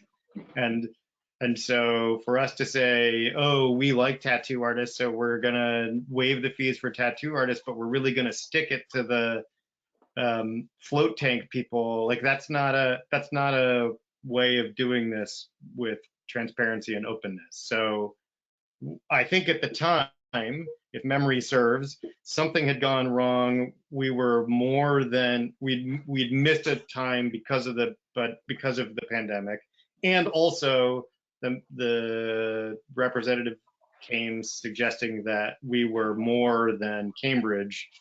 And my response was, when we set this fee, it was based on the amount of time it would take somebody from ISD to go out and do that thing, based on both both the requirements for, making sure the Hep C and needle safety and all the stuff that's associated with that is a little different than doing a food inspection. It doesn't take the same amount of time, but it takes a certain amount of time. So some of the fee was capacity, some of the fee was what the market is in other institutions, and some of it was what is the overall mayor's agenda around the things that we are using for revenue generating. So for me, I can't imagine I personally approved waiving the fee forever. I do think we said we'll give you a go this year because the pandemic will give everybody a go in all kinds of ways. But Karen, I don't know, A, if you have any memories, and B, if you have any opinions about whether or not this is the kind of thing that should be looked holistically at. Yes, the latter. It was a temporary thing, and the agreement was that we would review, when we spoke to finance and legal after the meeting, the decision was made by finance that all of the fees should be reviewed, not just one, and that they should reflect the true cost of Nick and his team and their work. That is a major project to review, and as far as I know, that has not happened yet in the city. So I think my recommendation, if you ask that, is that we reinstate the fee and ask again for this overview of all of the fees and the costs involved from the city's finance. I think it would be tricky to either continue waiving one fee or reducing one fee while not looking at any of the others, just in terms of equity.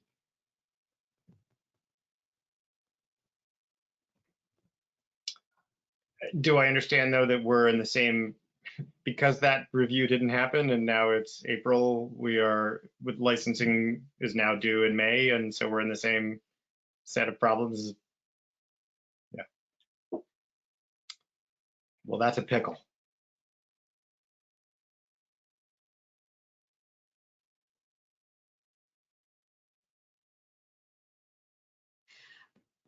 Through the chair, while the fees may have been less than other nearby communities, I don't think that they were inconsistent with our internal fees, and I will ask that to Nick, but I think there was some consistency within all of the city's fees that, well, actually maybe not, but it's not really relevant. We don't know what they were based on, if they're based on true cost.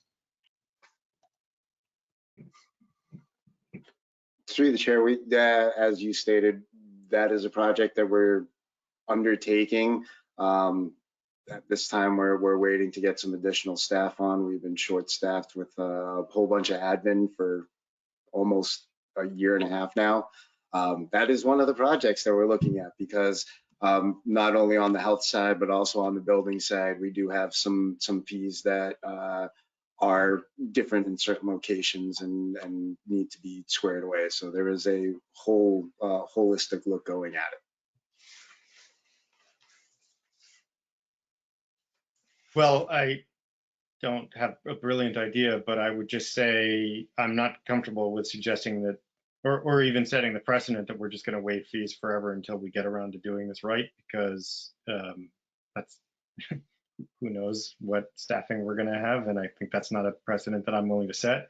But I also feel like it's on us that we haven't done this review. So I'm going to suggest that we put 50% of what the previous fee was in place for this year and then try our darndest to do this right next year. Can I give another thought? I mean, this is not the ideal solution either, but could we do an analysis just for the tattoos, right? Just for like a comparative analysis on, other communities, and then, kind of like just an ad hoc one for this one. Let's not let perfect be the enemy of good to, wait until we've done a total and holistic one, because maybe not everything else merits a similar top to bottom review. And maybe we can come back to this next month and see what the analysis is, right? We can punt, and if we feel that, okay, you know what? Yeah, top-down study is totally necessary. Let's just go with like the 50%. How do you feel about that, Brian? Do I understand what you're saying is like, see what Cambridge's fee schedule is and use that? Is that the, No, is that the let's see alternative? what, proposal? yeah, I'd love to know what the, I guess we could deal with this now and just do the 50%, and then, you know, if staff have the time, they could do a holistic thing, and then we'll reevaluate this next year. Or, you know, it's kind of whack-a-mole. We do an analysis for this one, right? And we review it next meeting, just because it was brought to our attention from, you know, a counselor and constituents, and see if we could address it at next meeting. The next meeting is in the middle of May. The licensing, the applications are due at the 1st of May, right? I thought so. I don't know. I believe we have them do, they're going out a little bit late this year just because, again, we are short staffed, so our renewals aren't going out until probably about the middle of May. So we won't start getting those back until June. So if we were to wait until the next meeting, we could do that. Yeah, I mean, like, because it's the fiscal year, right? So you guys they'd need to do this by July, like, it'd be effective for the July 1 to June 30th for next year. So, yeah, like, I mean, Nick, do you think it would be appropriate for, you know, your team to do a one-off, like, cursory review, not cursory review, but, you know, a comparative review and recommendation on the, you know, tattoo fees? For some reason, I remember the counselor making like, you know, kind of compelling and, you know, recommendation on what other cities were doing. No, we can definitely do that as part of our training items and stuff. Several of the inspectors got their body art certifications, so they've just been trained on how to do all the inspections. So we'll be able to review that and see how long it'll take us. Yeah, just taking a look at what other cities are doing, and then if you think that is relevant to what we need and our population and all of that. So, okay. But it sounds like we need to, well, no matter what we do, it sounds like we need to give establishments a warning shot, right? Just that we're going to look at this in the next meeting, but yeah, I think we just put it on the probably agenda. not going to be here. Yeah. We'll be able to reach out to the establishments. There's really a handful, so we'll get in contact with all of them. Okay. Maybe the representative will come back to them.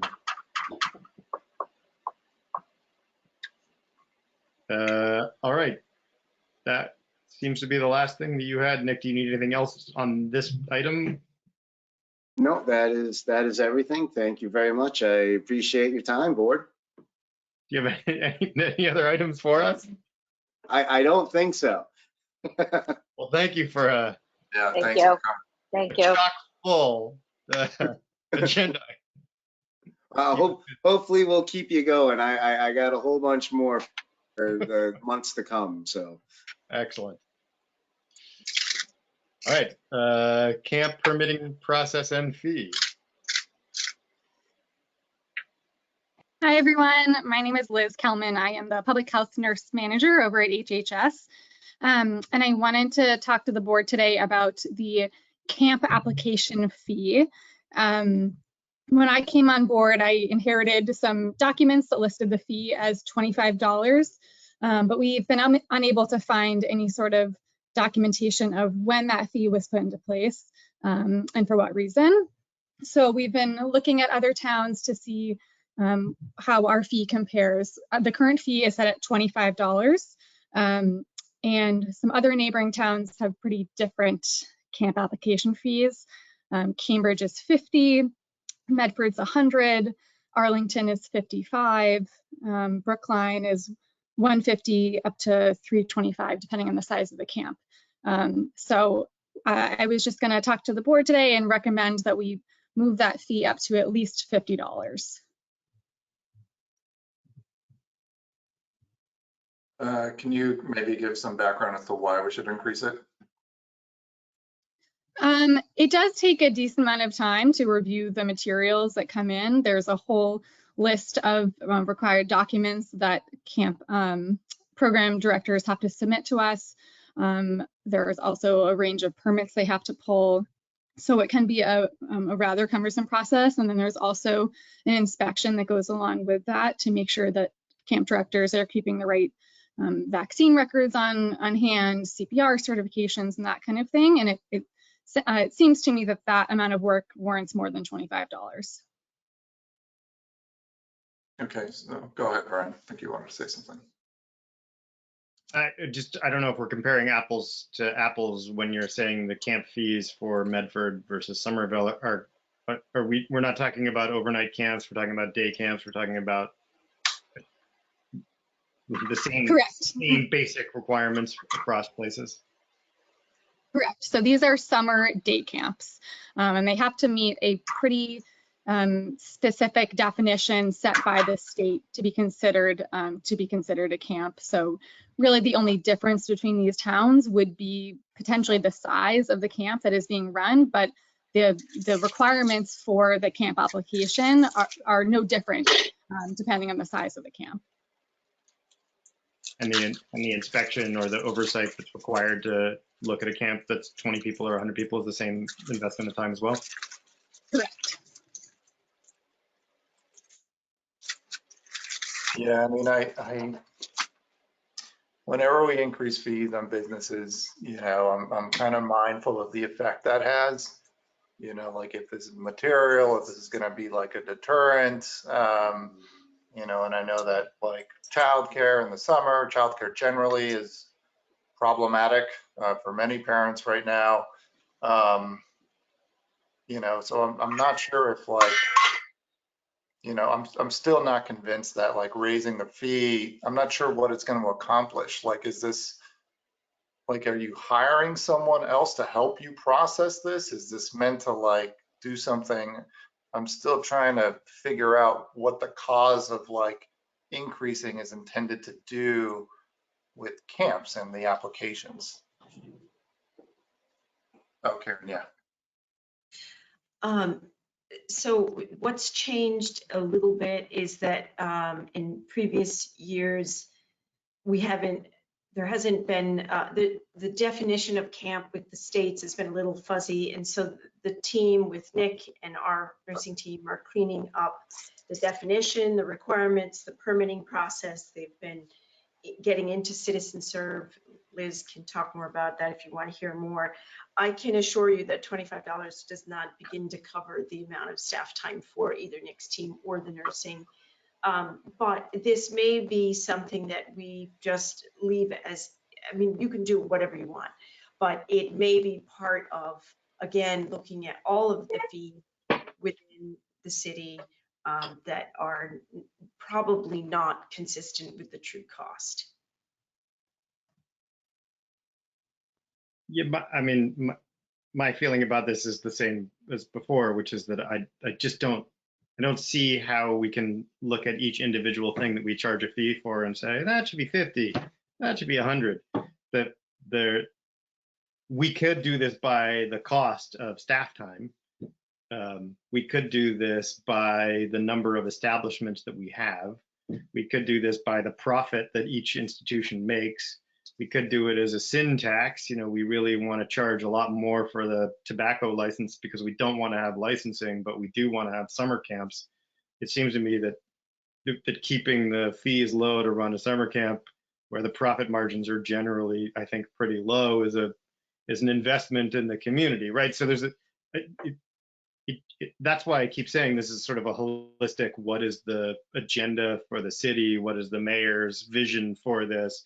And how does it fit within our overall structured fees? So I feel like I really don't like having this discussion at the end of April because it doesn't give us the time to do it right. And I'm gonna again really strongly recommend that we use this time between now and next April to do it better. But in the absence of that, I feel like I don't want to do anything that's too dramatically out of expectation. So I think I'm sympathetic to the idea that we need to increase the fees for camps because we probably should. But this year I feel like I would keep it as is because we're otherwise being just arbitrary.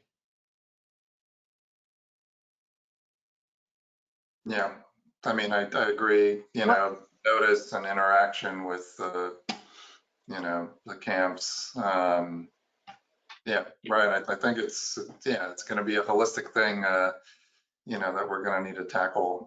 And again, like I'm really conscious about like fee increases. I think it's a little more distinct for me from decreasing fees. And I know that has an impact on the city, but like I'm just mindful of like the businesses in the community. So When does camp start? Assuming June. Yeah, the criteria for summer camp set by the state is a program run between June 1st and August 30th, I believe. Yeah. Is there a way we can, I mean, this sounds new. I get both sides, like, because it is around the corner, but I do get that is a lot of work in addition to all the other roles you guys gonna have, so you have to work. Is there a way to get extra help for you guys? With like the paperwork, you know, I feel like it's more of a manpower issue, you're saying, right? I don't. My understanding is that this is money that goes into Karen's budget, and then the staff that she has is the staff that she. No, all right, Karen, go ahead. The revenue goes straight to the city. We don't see it. And as I said before, 25 nor 50 would not begin to cover the staff time and overheads for the city. So the nurses in particular for camps have to spend a lot of time making sure that all the immunization records are up to scratch. This is revenue fees set by the city, charged to apply for a permit. And as we've seen, they're a little random. They're probably all very outdated. It does not change our budget. We are not asked, in the 2 budget cycles I've been here, there has not been a review of our fees, health fees, to say, okay, you know, we need to adjust someone's operating budget. They're very separate.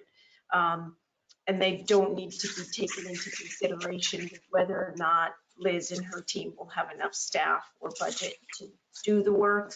We will do the work. If we find that there are so many more camps next year, we will revisit our budget asks, but they're quite separate. And the difference between 25 and 50 doesn't really change anything. So I would encourage you to just leave it as is for now and move on. I probably should have thought this through and just not even have brought it forward as an agenda, but I didn't really think it all the way through. So, I mean, you can do, like we said, whatever you want. You can leave it, raise it, lower it. But it probably makes sense to have it part of a more comprehensive fee review on the city's end. And I can certainly bring that up again to the administration, that this is something the board would like to do, because you do get put in the middle of it. You get asked to weigh in on fees.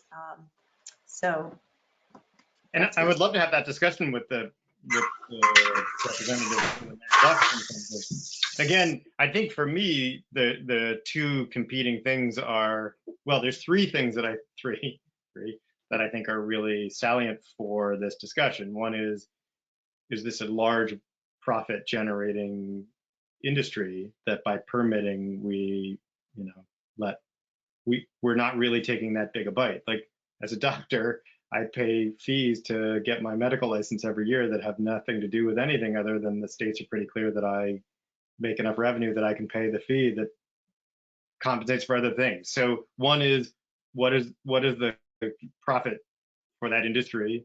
One is what are the things that we're trying to encourage within the city? So more fitness places, less tobacco, maybe that's a public health decision. And then what are the costs for the city to do that work in the first place? is kind of the lowest on there, but it should reflect that if the kind of work we have to do for an industry is way out of keeping with what we do with everything else, then even if it's a good thing, we may want to charge more.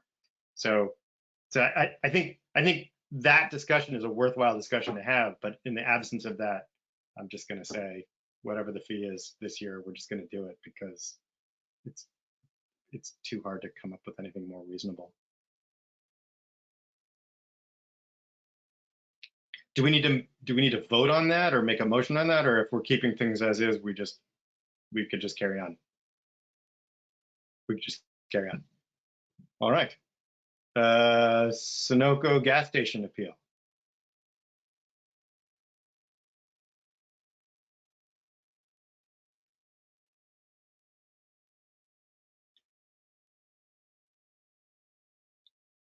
Bonnie, I might have muted you.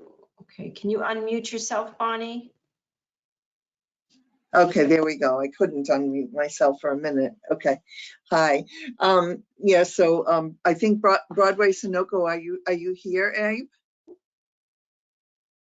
Who are we looking for? Sorry? Who are you looking for? Well, I'm looking for Abe from Sunoco.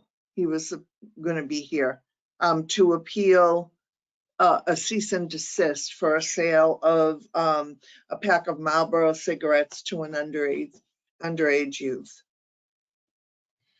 I have a Fernando Cervantes, a Maria Terranova, and an SC are the initials.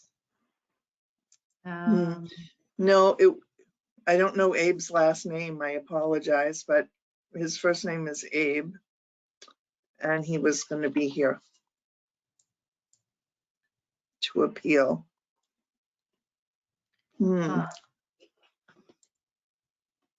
I will and unmute. I will make all presenters in case they are here to speak on it. Okay. Anything I can do.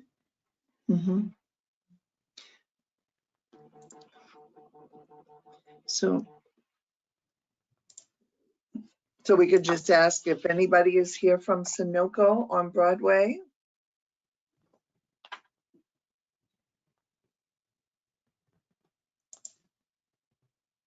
Yeah, I think they would have to unmute themselves. I'm not seeing anyone unmute themselves either.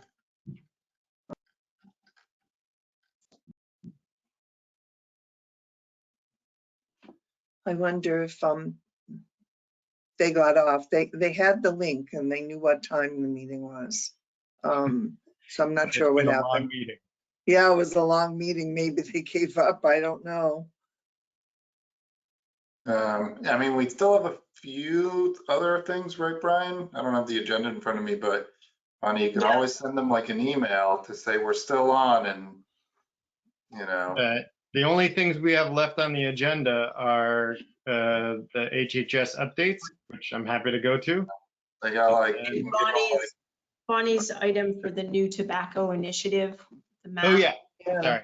Yeah, new tobacco. I think she's. I'm not sure I can reach him by email. Okay. Yeah. Or any other way you can reach him, you can step aside and call him. You can step aside and call him if you want. Yeah, I'm not even sure I can do that because we've I did all this.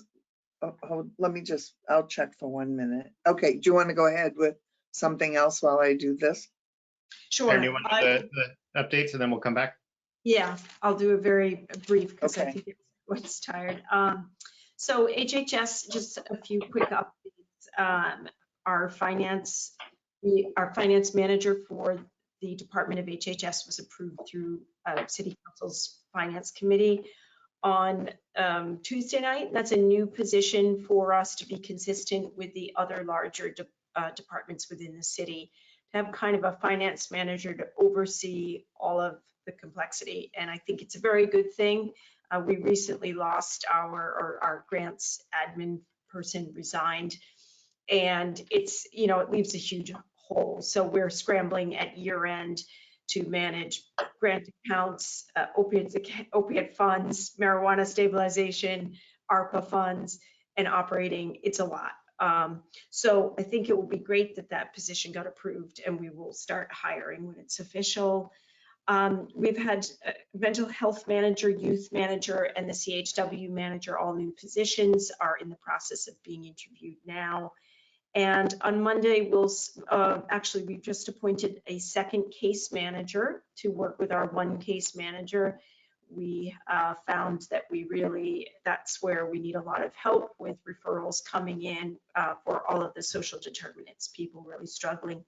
So we're excited that that position has been hired and will start on the 15th. And a second social worker has been hired for the department and will start on Monday. We had Kelly Hyland, the deputy director, attended the Public Health Emergency Preparedness Conference in Georgia this week and is bringing home lots of ideas that she's excited about. A lot of climate and budget. It's budget season, as you know. So we talked a little bit about some of the PIRs, the project initiatives that our team put forward last time. We all have met with the mayor over the last few weeks, and the next step will be to sort of whittle that down with her budget that she will put forward. So I will, circle back with you guys when we have a more definitive budget that will be put in front of City Council with some of the initiatives. And in a corresponding document looking at our goals. So we're finishing up the evaluation of this year's goals and how we did on those, and especially in relation to budget. And this year there'll be even a tighter link between our asks and the budget. So again, and they're also saying that will be combined into one system that hopefully I can give you guys access to, so you can look at what the budget requests are and then what the goal setting for the department are and how we're doing on that. But we're doing great for this year. Almost all of our goals that can be completed have been or are on track to be completed. So at the year end, maybe in June, I'll give you a sort of final goal for FY23 report for the department. And we're working on getting some shower trailers, shower trucks, some kind of shower arrangement with the Somerville Homeless Coalition. So that's an important initiative that is still a real gap in our services there. So we're partnering with them. They've received some funding. We're trying to find ways that the city can support a mobile shower unit for our persons experiencing homelessness. So I won't go any further because it's late. We will follow up on all of these things. But Bonnie, are you ready to either, oh, here's Abe. Okay, let me make a presenter. He's there, did you say? Yep. Oh, great, okay. Well, I just, Abe is here to try to appeal the cease and desist letter that he received for a sale of a pack of Marlboro cigarettes to an underage youth on March 7th at 5:06 p.m. So I can turn it over to you, Abe, if you'd like to speak to the board about why you would, or any evidence you want to give about why you want to appeal. You'd have to unmute yourself, Abe, if you're on. I think I see you, but you're not unmuted in order to speak.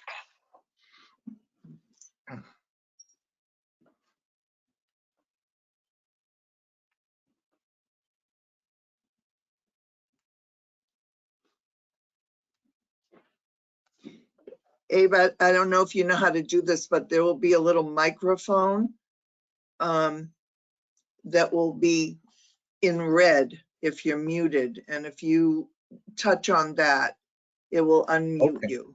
All right, can you hear me now? Yes. Okay. All right.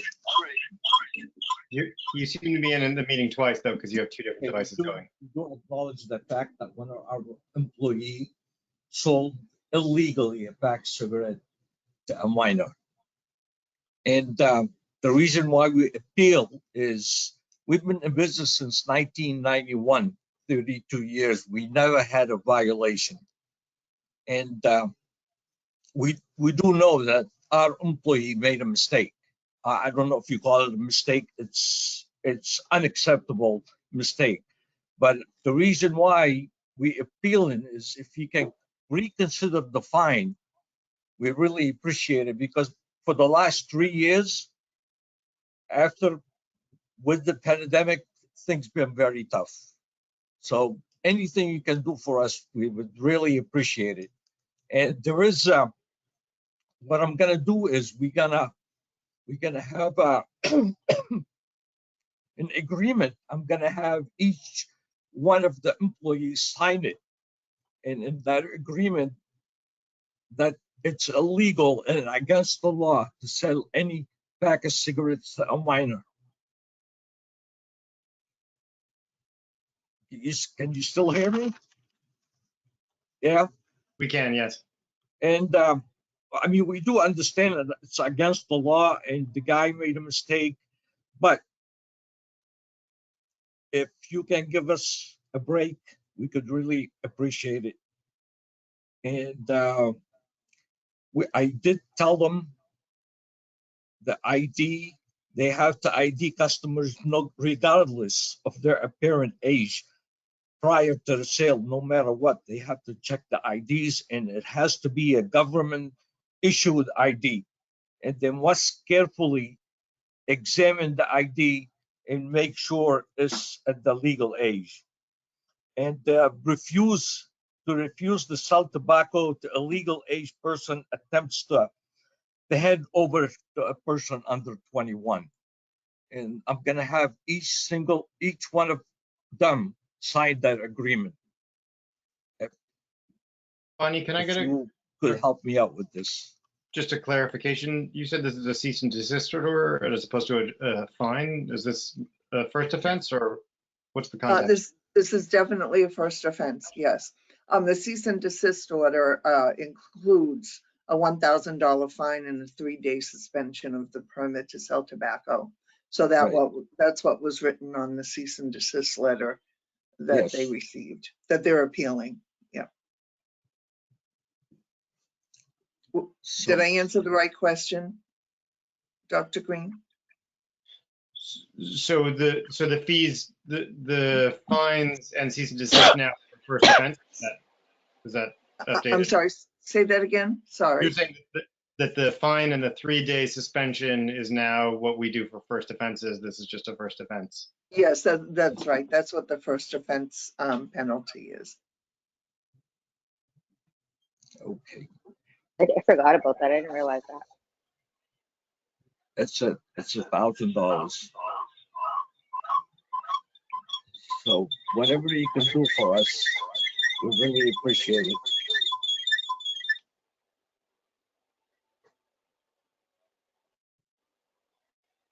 Okay. Do you have anything else to say or add, Bonnie? I'm sorry? Oh, sorry, something's in the background. No, that's all. It's true this is a first offense, and that generally the store is in compliance with everything they're required to do. So it is the state law that this is what the penalty is the $1,000 fine. There is discrepancy on how many days suspension and so on. So I kind of leave it to the board to make a decision, I guess.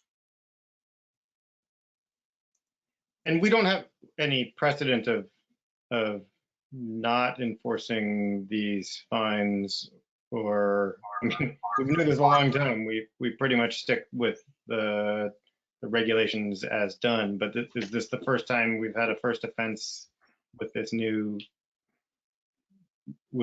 suspension? I feel like it is. And, I think, yes, I think it is. I think this is the first time. and he has a plan in Gare, but which I appreciated.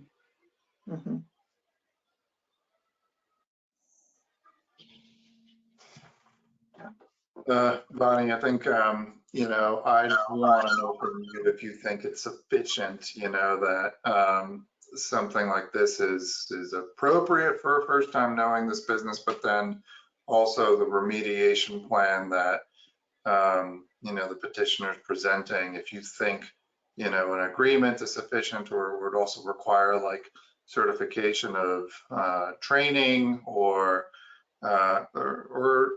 like if this is just, you know, the type of tact that we should take. So we'd like to get your response and kind of assessment on, you know, do you think this is appropriate? Do you think it's the remediation is sufficient, or does it require more, even if the door is open for this? So.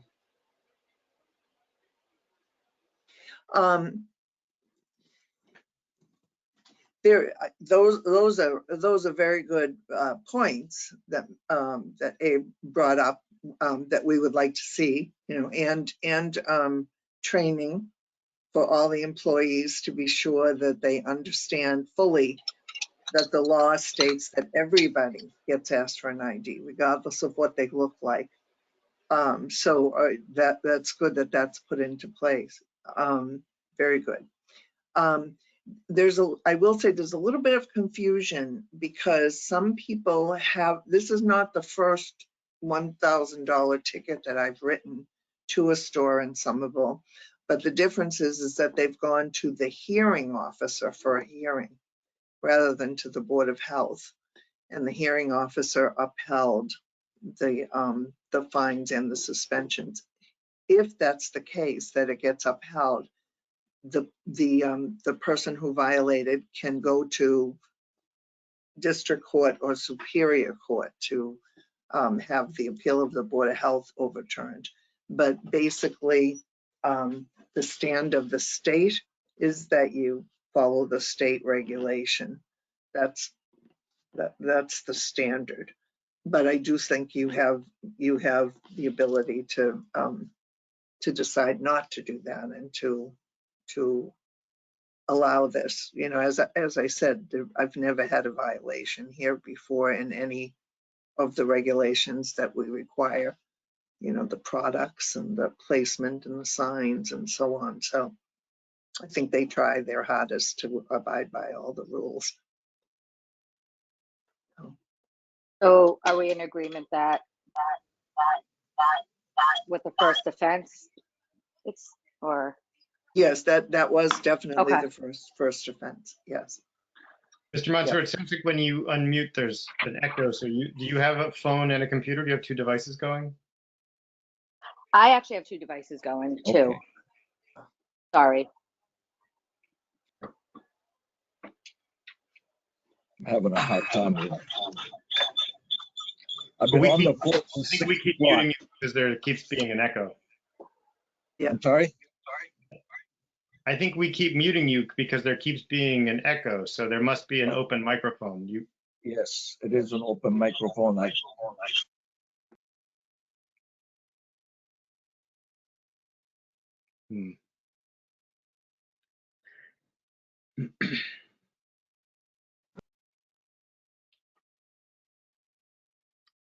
Well, I feel like there are these regulations and they're there for a reason, and we generally uphold the regulations. So if we're gonna not uphold the regulations, then I'd just like to have a clear understanding of why this time and not next time. And if we either always follow the regulations, or we have a pretty clear understanding of why we don't. So I think it's worth noting that this is an institution that has been in place for 30 years and hasn't had any previous violations. But I assume that's in the last 10 years or what. I don't know how far back these records go, Bonnie, but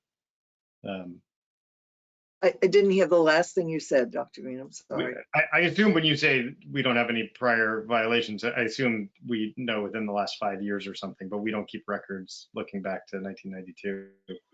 Oh, I actually do have records way back, but yes, this store has been in compliance for many years. Yeah, they've been there for 30 years, right? Isn't that? So Yeah, Sorry, I Paula? think, Brian, like what I want to do is avoid being, and I think like the legal standards like arbitrary and capricious, you know? Hmm.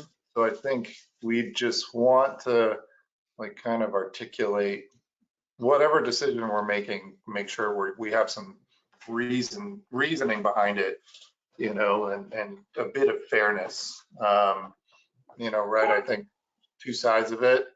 Rules are the rules, and you got to follow the rules. And this is a really, I think, important priority for the board. Minors, tobacco, no. But you know, Bonnie, I think, you know, one time in 30 years, you know, business appears to be, you know, contrite and, you know, wants to respond and remediate and mitigate this, and, you know, with further training and further have like a written certification. I certainly think that's, you know, not an unreasonable response to this. You know, but one thing what would happen if like this happens a second time, right? Are we going to treat this like the first offense, or is the next one going to be a second offense? What I was playing out in my head, I'm not sure whether the $1,000 fine or the 3-day suspension is worse as a punishment. I assume they're both pretty evil, both pretty awful. But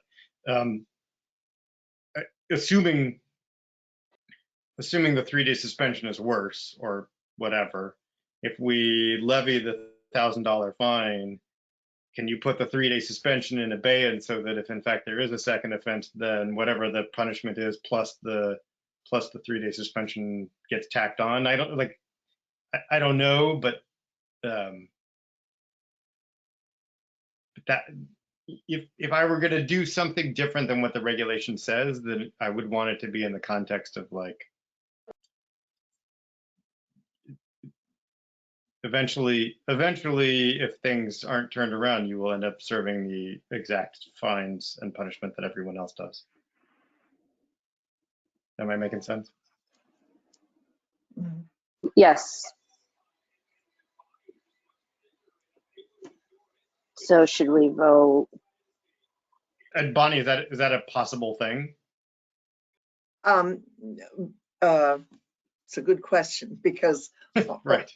yeah, because in my database, which is what I look to for history, the next time would be a second offense, which would require a $2,000 fine and a 7-day suspension of the permit. I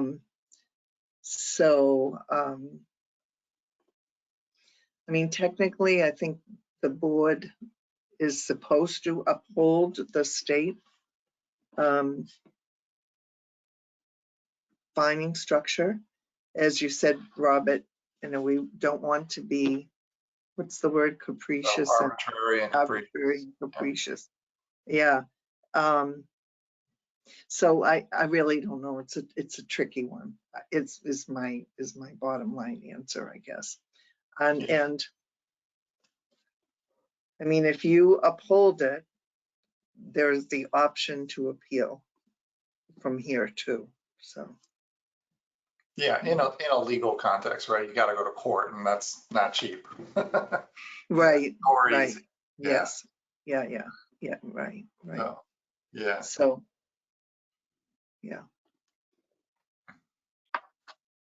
I don't feel good about it, but I feel like historically the board has on tobacco to minor, we've been pretty consistent that the fines are the fines, and I can't remember a single case in more than 10, 15 years that we've ever not levied the fine. So I'm not sure what an ameliorating circumstance would be, but the employee did the wrong thing is usually what happens, and I don't see anything different about that one. So, like I said, I don't feel good about it. I feel like this is a establishment that's been working with us and trying to be good, but I just don't see a way in which we can adjust the fine without setting a precedent that I don't want to set. Yeah, because we'd have to do this every single time. So, yeah. Okay. Do you wish to, or do you feel the same way about the suspension period? Well, that's what I think the answer is the punishment is the punishment unless we have a really good reason not to do that. And it seems to me that if we separate out the two reasons to do it, one is what happened, and the answer is an employee broke the rules, but that is always what happens. And then the other is that it's an establishment that doesn't have any prior violations, but this is the first violation, fine. So we're only gonna be lenient to places that have been in Somerville for 25 years or 20 years, or I don't see an easy way of being anything other than arbitrary. And Yeah. Again, like if there were a hurricane and all of the power went down in the city and the card reader wasn't working anymore, would that be an ameliorating factor? I don't know.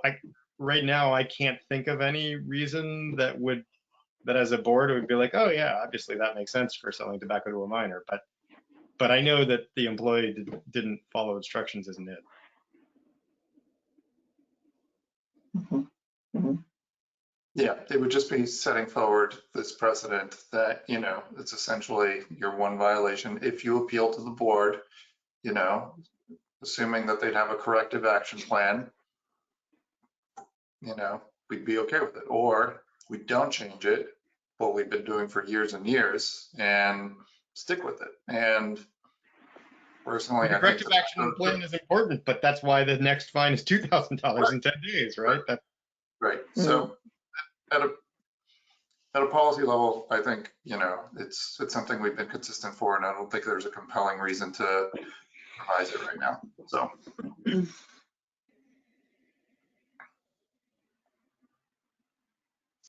Paula, do you want to say anything? Just Go so ahead, you Karen. know, I'm gonna have to leave the building No. in a couple of minutes. They're closing up and locking down and. Yeah, it's almost 8:30.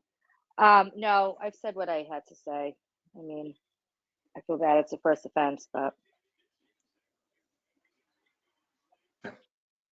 Okay.